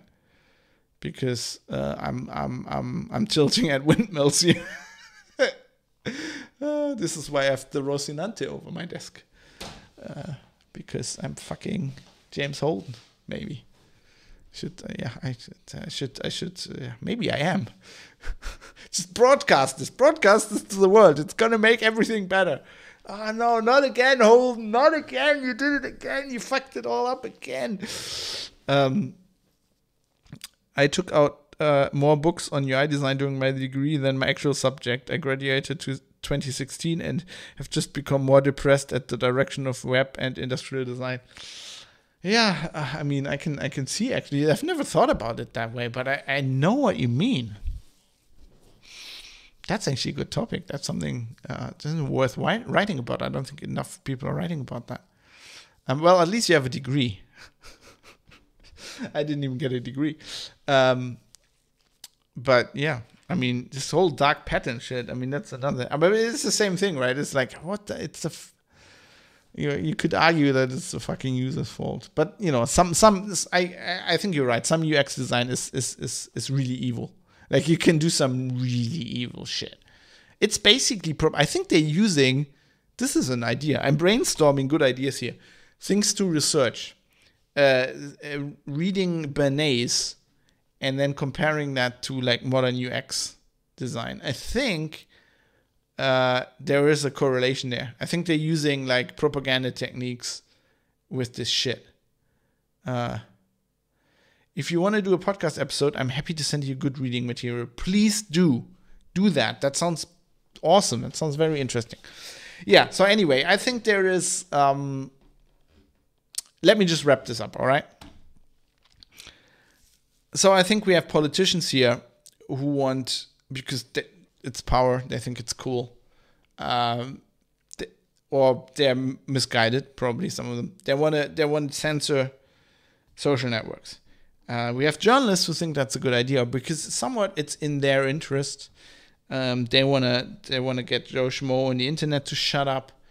They want control again, and for some reason they have the same political ideals than these politicians who want this. And I don't blame Frances Haugen. I think she does what she thinks is right. But but I think she's just basically being used by these people who push this narrative instead of, her, the stuff she said about like tracking and how, she said some stuff that I just like, yeah, I know it's like, it doesn't really work. Like she said some stuff with like, yeah, they use users' data without their permission. So they should be forced by law to get people's permission. And that's just like, if you know anything about computers, like, and she worked at Facebook, so she must know this. You know how that's idiotic. That's like the fucking cookie thing. It's like any website you go to, you will now get a banner that tells you things about cookies, and just like do a focus group. What people do, they just go, accept all, get this, or accept nothing, get this shit out of my way. I don't care about this. I want to read this article. Right? So, Facebook just goes, oh, we need, they pop up like this message, like, we need your consent for this data to like, for your fucking newsfeed to work or whatever. That people just go, yeah. I mean, the same people that are saying like, we need to censor shit because people are too dumb. Like, they can't tell that they're getting misled by the Russian hackers or whoever. So we need to, or the supremacists, and we need to, it's white supremacists, we need to censor all this shit off Facebook. Go, yeah, but we need to enable people to decide, like, what consent they want to give for, like, they don't understand this fucking thing. They don't understand how this news feed works. They don't understand how the business model from Facebook works. Like, they can't tell the fucking ad apart. Like, in the Facebook, you know why Facebook ads work so incredibly? They work incredibly well. Like, for small business, if you talk to people who like do advertising, Facebook ads are the best thing ever. Like, since sliced bread, they work amazingly well. And sometimes they even work. Like, sometimes they work on me. I've bought stuff that I've seen on Facebook. I discover stuff on Facebook, right? I've discovered this. Okay, that was actually Instagram, but it is Facebook. Works at the same time. I discovered this great company that does. Why don't I know this word? What's my brain? Google this word. Jewelry. That's jewelry. That's really cool. That appealed to me, and that I've never would have found because they're like in fucking Portugal, right? So that works. But generally, it works so well because fucking people can't tell the ad apart from what their friend posted or the fucking influencer that, the influencer itself is native advertising. But yeah. Right, so. And the problem here is, the thing Greenwald also points out, it's like, no, the politicians in the US, they go after fucking Facebook because they're not censoring too much. They're not going after Facebook because they're a fucking monopoly and they're misusing their monopoly. And they're not going after the fucking surveillance capitalism machine. They're using that. The FBI has a fucking office. They have like rooms in the Facebook headquarters. They're using that. The government is using that. They're using that same information. Right? That same thing, Cambridge Analytica, that data. Yeah, it's fucking evil if a company takes that data. They're not supposed to do that, so it's fucking evil. Yeah, but our government agency can just they do that with laws. They have subpoenas. That's okay. Like, what? Right? And Greenwald points this out, and it's so true. Fucking Congress and the Senate and the US government has not gone any after tech monopolies ever. They've not gone after Microsoft, a criminal, I think, monopoly in the 90s, getting that market share on the PC market. The shit they did to acquire DOS, the shit they did to get Linux out of the market, Apple, you could argue that they're a monopoly in a certain area of the population. Like, they're not going after that. They're not going after Google. Google has a fucking monopoly on the search market. They have a fucking monopoly on the advertising. I mean, Facebook's now making inroads into that, but like 10 years ago, Google had a fucking monopoly in the advertising market, in the tracking market. And if Apple doesn't have the monopoly, then Google has the monopoly in the phone market. It doesn't matter if it's an open source operating system. Like, they're not going after any of that shit. And as Greenwald says in his piece, and I agree with him on that, like, we're not saying Facebook is good. Facebook is most certainly not bad for society. But the reason that is because they're a fucking monopoly and they're misusing the power. The reason is not that they're not censoring your speech enough. Right? And how can you read this? Like, you have basically politicians that are saying, okay, there's a whistleblower, we have a hearing. And they're basically saying, okay, so the problem with you listening to this podcast, citizen, private citizen, the problem you have with Facebook is not that they're a monopoly, right? That you can't get off because your whole family's on there, so you have to be on Facebook. And all the restaurants, everything's on Facebook. They're fucking tracking you. They're taking all your data. They're misusing your data. They're giving that to God knows what, intelligence agencies, who knows. That's not the problem. No. The problem you, Mr. Private or Miss Private Citizen, have with Facebook is that you have too much free speech. We can't have that. Because you and your fellow private citizens are just too dumb to know what's good for you. So we must have warnings that your friends are extremists. And we must censor stuff we don't like. Like, that is what they're saying. If you break it down, that's what they're saying. And people are buying this shit. They're like, yeah, that's the problem with Facebook, that I have too much free speech, and the guy next door who's an idiot has too much free speech. We need to curb that. Don't take them out of their monopoly. Don't break him up. Don't keep them in power. Like, fuck, we need Facebook. Facebook is great for society. The only problem is we have too much free speech. Like, the fuck? And this is America. Hello. This is a German. This is a German telling you Americans that why are you complaining about the free speech? Aren't you the last best hope for freedom and society in the world? Was this fucking man in the high castle correct? And you are the Nazis now ruling the United States of America? Like, what the fuck's going on? The world's gone crazy. It's nuts.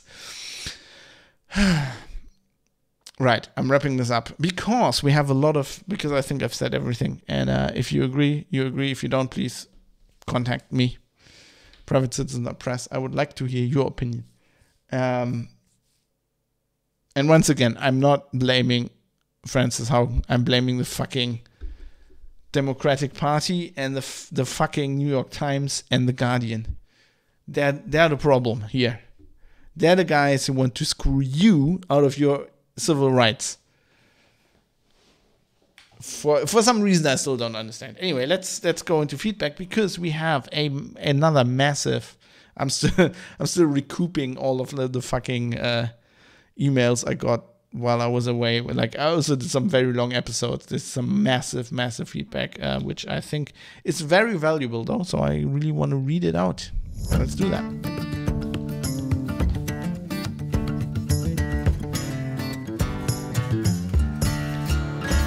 This time, we have an email from Mike Small. And, basically 2 emails. And the first one was titled Army of Geese. So you know what that's about. You listen to that long-ass episode with Mike completely. Now I'm just going to read out what he says. I think this is really good. Mike Small, that is, says, enjoyed the Brexit show with Michael Mullen Jensen. The timeline was helpful for me. I read a few Guardian stories, but never dug in enough to understand the tie-in with the Good Friday Agreement very clearly. He did a great job of laying it out systematically, helped a lot. Is he a teacher or a professor? He'd be good at that. I actually agree. I think he'd be good at being a professor. I think he'd be wasted in school. But no, Mike is, he used to do, I think he still does quality control. But he obviously, he did epistemology as he told us, at university. So I don't know. I agree. He's very good. He's very good at that. Certainly much better than me. On Scottish independence, I wondered if the Danish arrangement where they pegged to the euro but could opt to float would be a good one for the Scots if they separated from the UK and rejoined the EU. The question there is like, would they not keep the pound? Right? That's not. Would they actually get the euro? It's a question. You had stated that use of the euro should be mandatory for members, but the Greek experience after the 2008 financial crisis points to that being less than ideal for some countries. Sure, they got some debt, but what they really needed was the ability to devalue. At least that's what I understood from Paul Krugman editorials. See, I think there's two train of thoughts on this, and I'm on the other side of the argument. But keep in mind, I know fuck all about economics, which I always say. So this is just like even more of an opinion. But I think from reading it, there are two train of thoughts, and mine is actually the more progressive. I think in this case, the theory you quoted was, I think, advanced by more of the conservative people. So that would be like that this whole thing was caused because they weren't independent enough and they couldn't value their currency. I think the Greek problem was caused by the Greeks fucking up their, like they literally they lied. They lied to themselves and to the EU for years, I think a decade or so, where they had goals they were supposed to reach and they just didn't, and they just lied about it. And they just, couldn't get their people to pay taxes. And, this was the whole Varoufakis thing. And Varoufakis was very much on the other side. And I didn't trust that guy either. Because I remembered when he was at Valve. And speaking of UX design, Varoufakis, when he was at Valve, he basically, I think he has like a degree in economics or whatever. So basically what he did when he was at Valve was optimize for Steam and stuff like that, and Valve's games optimize microtransactions, like how to actually screw people out of money with microtransactions. And then he went home to Greece and he was finance minister for a while, wasn't he? And he was like, we need to be socialist and capitalism is the problem. You're like, the fuck? You just spent I don't know, years of your life being hyper capitalist, and now you're all of a sudden and not even the thing is you can change your mind and go I did a bad thing, let's go socialism, but never even admitting that and just going, yeah, I don't know, I just came out of nowhere and now I'm a socialist. It's what the fuck? So no, I'm of the opinion if they had their own currency, they'd be even more fucked than they are right now. And there's been, before they had the euro, this happened. The Greeks fucking devalued their currency all the time. I remember going on holiday in Greece, and you'd buy a small sausage for 10,000 lira or whatever it was. What was the Greek currency? The lira was Italy, right? They had a similar problem. It wasn't as bad, but what was when we went to Greek? The drachma. Yeah. That was fucking. No, did they have the drachma before the euro? Wait, need to Google this. Greek currency. Speaking of Google's monopoly, Greek currency before euro. Is that the drachma? Yeah, I was so young. I should just remember that everything cost yeah. So I don't know. It didn't seem to have helped them before. They were just keeping themselves afloat barely. The real problem is that the country doesn't have a fucking economy aside from tourism, basically. That's what I mean. That's Scotland's fucking problem. So I actually think if you then in the euro, it actually helps you because you're gonna get propped up. Because we can't afford the currency to fail. So the small countries actually get propped up and then get bailed out. which I think on the long run is probably bad for all of us. But anyway, let's keep going with what Mike says. I think you asked for an American opinion on NATO at one point. Maybe you were hoping to get a contrary opinion. Yes, I was. But I find myself in agreement. If there's a less appropriate democratic country to poke its helmeted nose, I like how he writes, into other countries' affairs, I don't know what it would be. We're inward looking and not culturally fluid as a rule. To me, the period of US's history when she was isolationist seems a better match for our culture. Backing up this opinion, I'll quote Congresswoman Barbara Lee regarding Afghanistan. Actually, I think, yeah, I agree with you on that. Subio says, you didn't mention where Varoufakis was finance minister and basically asked for debt deferrals. He supported the referendum to reject the Troika, IMF, etc. package. He succeeded. Then 6 hours later, he resigned saying, well, I can't sign this. Such a dick. Yeah. True, I forgot all about that. It's basically Nigel Farage of Greece, creates the problem, runs away from it. Yeah, I think, I don't think he created it. I think maybe he even believed that he could, like, fix it, but, like, I think he then suddenly, at some point, he figured out that, you know, this is, like, a problem that you can't, like, fix with, like, creative, or with, like, wishful thinking, right? There's, like, a deep-rooted, I mean, I like Greece, and I like Greek people. Really, I do. But, like, it does feel like there's, like, if you're German, especially, like, from our viewpoint, right? We all pay our taxes. We're all, like, good citizens. Like, it's if you look from that viewpoint, it's, like, a problem if you have a society where, like, paying taxes is, like, for some people, it's, like, optional. And everybody fucking cheats. And you're like, yeah, that, you can do that, but since the taxes, I mean, you have an argument for we have way too much taxes in Germany, but, like, they support the fucking state. If you screw over the state, like, you can't, and not, like, one guy, but, like, the whole society. Like, if as a society you just decided, let's screw over the state, like, the state's gonna collapse, basically, right? It's Yanis, not Yanis, he spells. It's like that for, quote, aesthetic reasons. Shut the fuck up, Malaka. I like, super user, I've triggered super user. We also have the same first name, and foreigners spell it wrong because of that cunt. Oh, it's Yanis, not Yanis. Oh, sorry, I didn't read the first thing. I thought it was spelled with 2 N, not 1, for aesthetic reasons.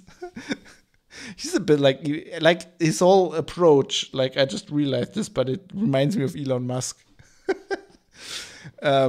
Anyway. Mike quotes Congresswoman Barbara Lee regarding Afghanistan. The special inspector for Afghanistan reconstruction, he's come out with reports over and over again. I just want to read a little bit. I think this is from a speech, so that's why it sounds so weird. I just want to read a little bit about what the last one said. He said, we're not equipped to be in Afghanistan. The report also found that the United States government did not understand the Afghan context, including socially, culturally, and politically. Additionally, and this is the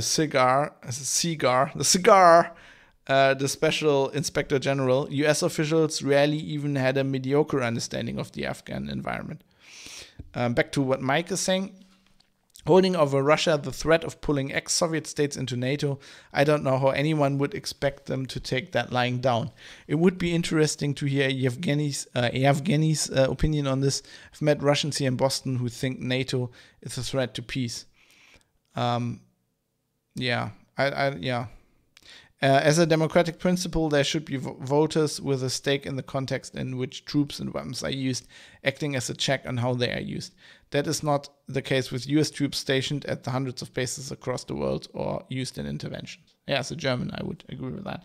Although, you know, with the Russian thing, I mean, the EU did the same mistake. I mean, the EU basically caused, you know, the Ukraine crisis by, you know, trying to pull Ukraine away from the Russian sphere of influence, and, you know, into NATO and into the EU.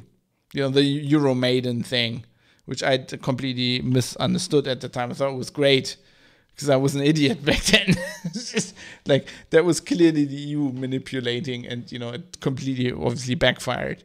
And now Ukraine's a mess. So thanks, Angela. And fucking, what's the Lagarde? Wasn't Lagarde down there as well? And you know, the CIA was involved. This is such a fucking mess.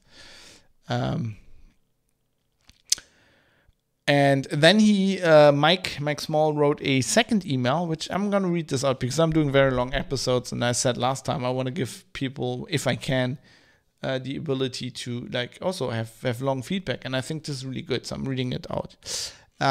Mike also wrote an email about the Afghanistan episode with some good points. Your strongest point, I thought, was the concern over small arms. This is echoed by Ilyas Yusuf in this recent brief from the Center of International Policy, and that has links, like everything in the show notes, private citizen press. And he's quoting this guy. However, the Taliban have long had access to small arms, so the acquisition of M4s, M16s, Kalashnikov origin weapons, or other heavy machine guns would not drastically enhance their capabilities, though it would expand their stockpiles, where the weapon cache may prove most risky in its implications for illicit trafficking. I actually don't agree with that, because, you know, the Taliban traditionally, I mean, the weapons they traditionally had access to, like, we're talking mediocre, very old AK-74s, AKMs, stuff like that, Russian-made assault rifles from the 80s. It's very different having that and having, like, you know, state-of-the-art M1A1s or whatever, like, you know, having M4s, you know, state-of-the-art tactical gear. Like, just look at the news coverage of the guys, like what the Taliban looked like, and then they walked like, you know, what they looked like when they wore all the American fucking tactical gear. I mean, that is an improvement. But yeah, I found him quoted in an earlier article in The Hill, which is what led me to that organization's site. Reuters also ran an article, and also on the 19th of August, on this topic. So there was a little bit of mainstream coverage, at least for one day. I don't recall seeing any coverage from The Guardian or the NY Times. Maybe I didn't read the news that day. The Hill article has quotes from General Milley and Pentagon spokesman Kirby that leave me wondering what happened next. The two together, as quoted, are great fun. Milley, we obviously have capabilities to destroy deployed ordnance. Kirby, we don't obviously want to see our equipment in the hands of those who would act against our interests or the interests of the Afghan people and increase violence and insecurity inside Afghanistan. There are numerous policy choices that can be made, up to and including destruction, and what I would tell you at this point is, well, he speaks like a Frank politician, is those decisions about disposition of that level of equipment in Afghanistan haven't made yet. Then what happened, I wonder, says Mike. So on the 18th of August, they were yet to decide. QFAB rant. Yeah, obviously they decided not to do anything. I mean, otherwise they would have done it by then. That's my rant in air quotes. Sorry, I need some water in my mouth. My throat's getting very dry. Probably a bit dehydrated after that run. I like Ilyas Yusuf's brief summary better than the Jim Hoft link you supplied. Maybe John Dvorak has no agenda, but I suspect... maybe John Dvorak has no agenda, but I suspect that Jim Hoft does. And he's quoting him. Here is a more complete list of US supplied and left behind equipment now controlled by the Taliban, he writes. To me, that reads as purposely blurring what was supplied with what remained and the Taliban attained. And now he makes a very good point. I think he's spot on in this. Wait. Super user says, small point, the Taliban deliberately put on the American gear for photo shoots. Yeah, of course, it's called propaganda. It's Taliban propaganda and not representative. The average Talib who is somewhere between police and army still wears traditional garb. I don't know. You sure they're not wearing the tac-tac? Because I can tell you, tac-tac blade carriers are amazing. I mean, if I was Taliban and I was like, you know, police dude, and I know I had access to like 511 tactical gear, I'd be wearing that. Because they have molly attachments all over. It's awesome. You can carry like 5 rifles if you want. But yeah, obviously that was propaganda. Mike says, also the $90 billion figure looks inflated. It's pointed out in this fact-check site, and he points to Snopes. And I was going to rant about this, but he goes on about this later, so I'm just going to read out what he says. That figure may, according as pointed out in this fact-check site, that figure may come from the SIGAR and GAO reports of the total dollars spent supplying and trading Afghan forces, a number which includes salaries, fuel, etc. Elias Youssef also cites $18 billion as the amount spent only on equipment in this report linked above. Then there was some carted away or destroyed if the fact checker above or his sources can be trusted. I think you'd expressed frustration with fact check sites. Don't know if this was your angle, but I'm not happy with the tone of the Snopes one. I'm certainly not either. The references are useful, but I can imagine it being passed around to mean, quote, that claim is bullshit, forget about it, end quote. Correction of $90 billion to $10 billion, or whatever the number is, I don't see a link with John Pike of Global Security showing his work on that, is good. But $10 billion, hundreds of thousands in small arms, it's still really fucked up for the US government to send that out into the world, whatever the reason. I agree with you. So I have a huge problem. I don't like fact check sites in general. I have a huge problem with Snopes because Snopes, originally it was it's like a fucking let's check some meme site. It's not journalism. I don't know if they actually imply journalists now. It doesn't feel like it. This Snopes article is horrendous. They're basically saying, no, it's false. They have a big banner. It's false. It's not 90 billion. It's false. And then they have this huge article where they go blah, blah, blah, blah, blah, blah, and they have no fucking information. So, well, they have some of the information that Mike quoted, which is right. So the 90 billion is wrong. We know that. But they don't have a good other number. They're not going, it's that many billion. And they're not, that's, I think, what Mike means with the tone. And I agree with him. They're not like, I have a link to the thing in the show notes, right? Private Citizen.press. You want to read it for yourself, and please do. But like their tone is not like, okay, so it's not 90 billion. What is it? We don't know. And it's like, oh, it's 10 billion.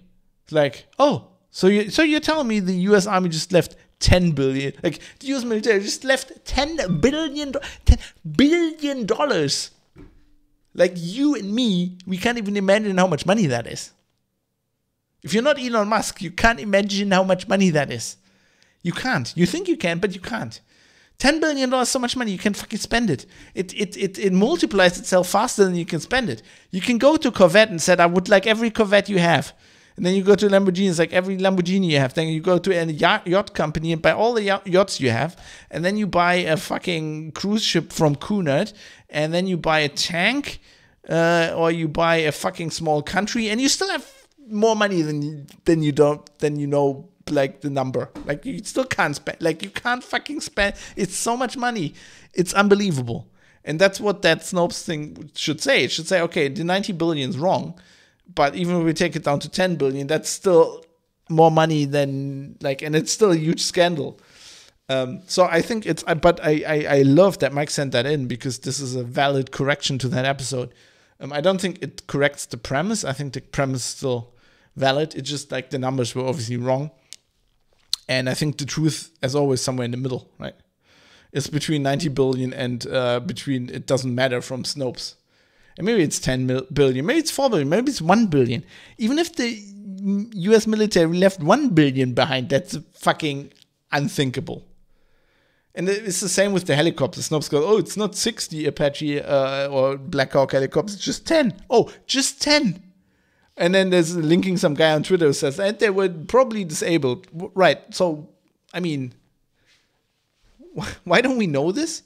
I mean, if you're a journalist and you think about this, and that's why I don't think they employ journalists. They're no good ones. You go like, okay, so we have this meme, and we have people, as Snopes says, fighting misinformation, and they also want my money, which they're not getting for this shit. Fighting misinformation, right?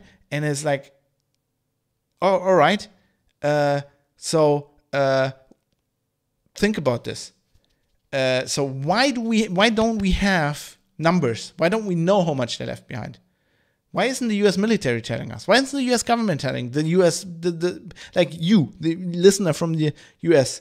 Why doesn't it tell you how much of your fucking tax money is now in the hands of the Taliban?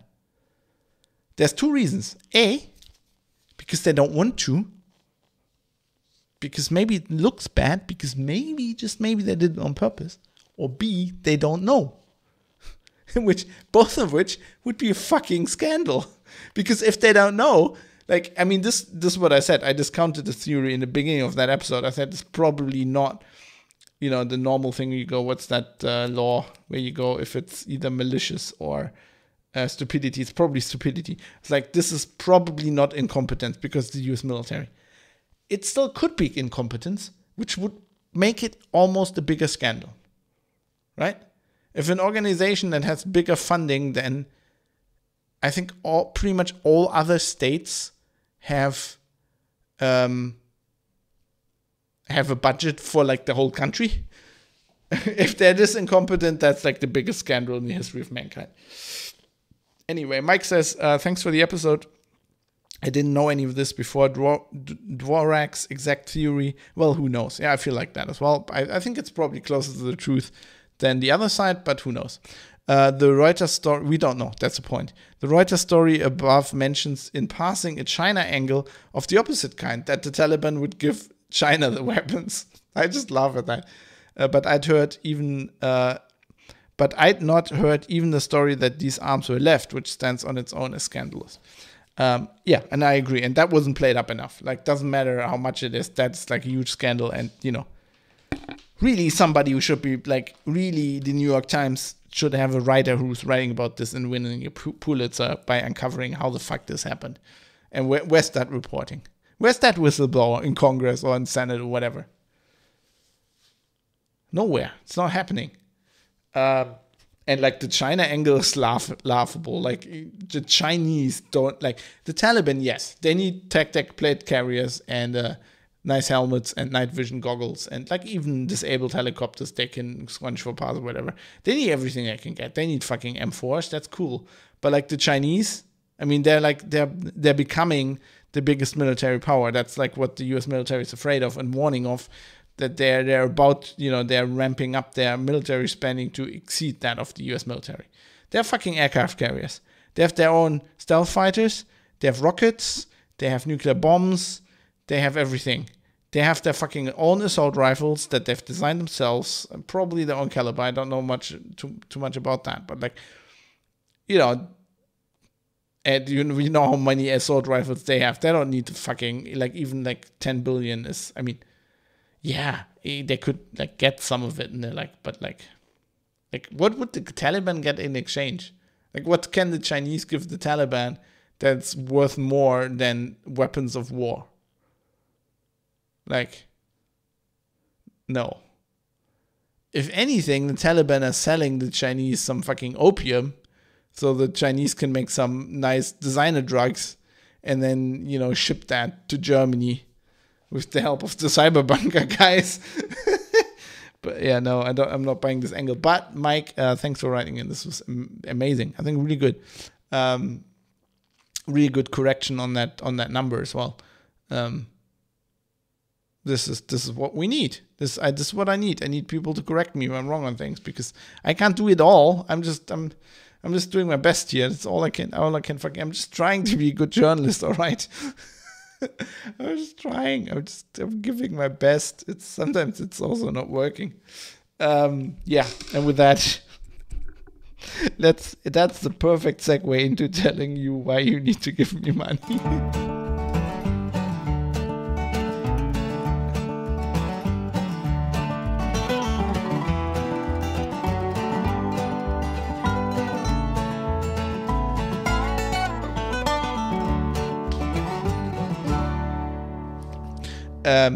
So part of trying to be a good journalist is making this show so that we're not beholden to advertisers, because that wouldn't work either. We're like, that wouldn't work anyway with the shit I'm talking about. So I can't do that, and I don't want to do that. So the only other way is if you support me, because if you don't, who will? But you don't have to feel like you have to. All the details in the show notes. There's this nice little section I call Toss a Coin to Your Podcaster as a little homage to The Witcher and to Henry Cavill. Yeah, and all the stuff's in there. I'm not going to go into this this time. I've bored you long enough. Let's get the hell out of here. But what I have to get into, out of honor and respect for the people who are supporting the show, is giving them the credit they deserve. So I would like to thank everybody who's brought this show to you. Those people are Georges, Steve O's, Butterbeans, Jonathan M. Heathy, Michael Mullen Jensen, Dave, Michael Small, One Eye 11G, Jaroslav Lichtblau, Jackie Plage, Philipp Klostermann, Vlad, IKN, Bennett Piata, Kai Sears, Tobias, Fadi Mansour, Rodane the Insane, Joe Poser, Dirk Didi, Mode 7, Sandman 616, David Potter, Mika, Rizal, Martin, Avis, Mr. Amish, Dave Amrish, Drive Zero, Ricky M, Cam, Barry Williams, Jonathan, Captain Eckhead, RJ Tracy, Rick Bragg, D, Robert Forster, Superuser, No Reply, and Astral C. And who was in Twitch chat. And speaking of Twitch chat, I would like to mention all the Twitch subscribers, because, you know, I stream live on Twitch, as I said. I also stream other stuff, like video games with a very old graphics card. Shitty looking video games. But, you know, if you're subscribing to that, you're supporting me as well. So it all goes into one bank account, which is notoriously empty. And sometimes has enough money in it for me to buy food. No, it's not that bad yet. Luckily, I have a woman who suffers me gladly, makes more money than me. Anyway, everything helps, so he doesn't kick me out.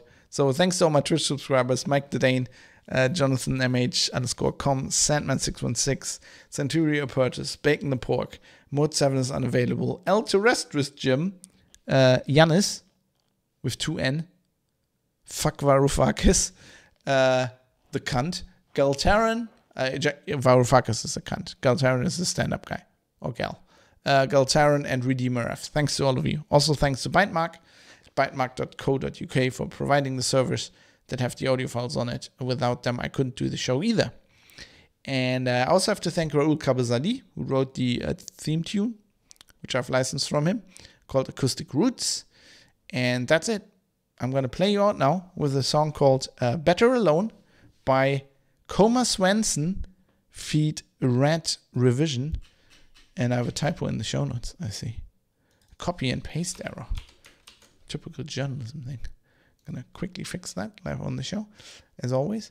And I'm going to play you out with that song, and I'll see you soon for another episode of The Private Citizen, fighting for your right to have something to hide with a shotgun, with a double barrel, with the over-under shotgun. Don't know if you noticed the new newish album art. I thought I need to step it up here in the fight and let people know what they're up against if they're trying to take our civil rights away from us.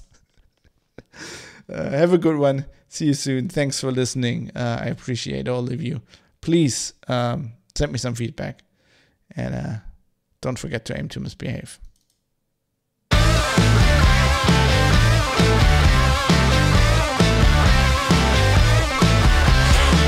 Okay, that's peaking a bit. I'm going to fix that in post. Let me start that over.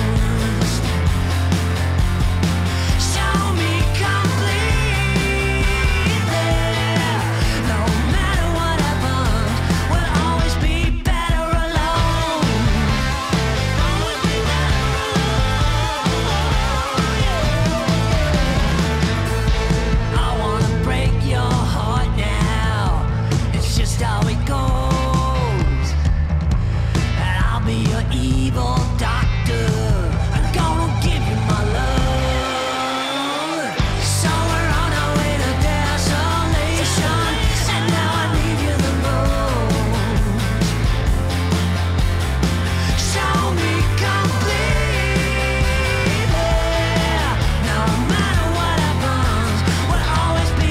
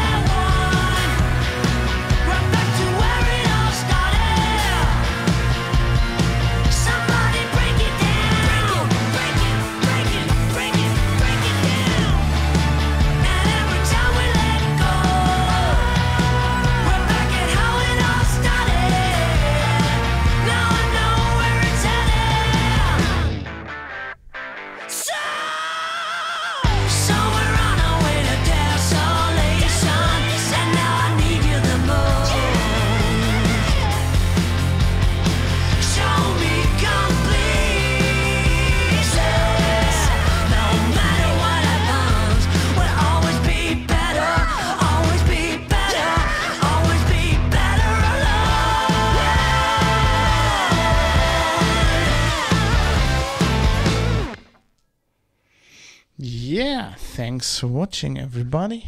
Thanks for watching. Thanks for listening. I appreciate it a lot. I'm now gonna run off because I need to finish this show, and then I need to get some shut eye because I'm dead. Thanks for being there. Thanks for being in chat and chiming in. There was a lot of good feedback this show. Really enjoyed that. I'm now gonna go raid. Why can't I type? What Twitch? What are you doing? I'm gonna raid the UFC because I don't know. I'm gonna keep that on the side. After a long day, I find there's nothing better than two guys who really like to smash their faces in and are having fun with it. I enjoy that a lot. Anyway, see you soon. I don't know when I get back to streaming. Probably private citizen next week. Keep an eye on fab.industry/stream. And yeah, as always, thanks for watching. I appreciate it. Good night. Fab out.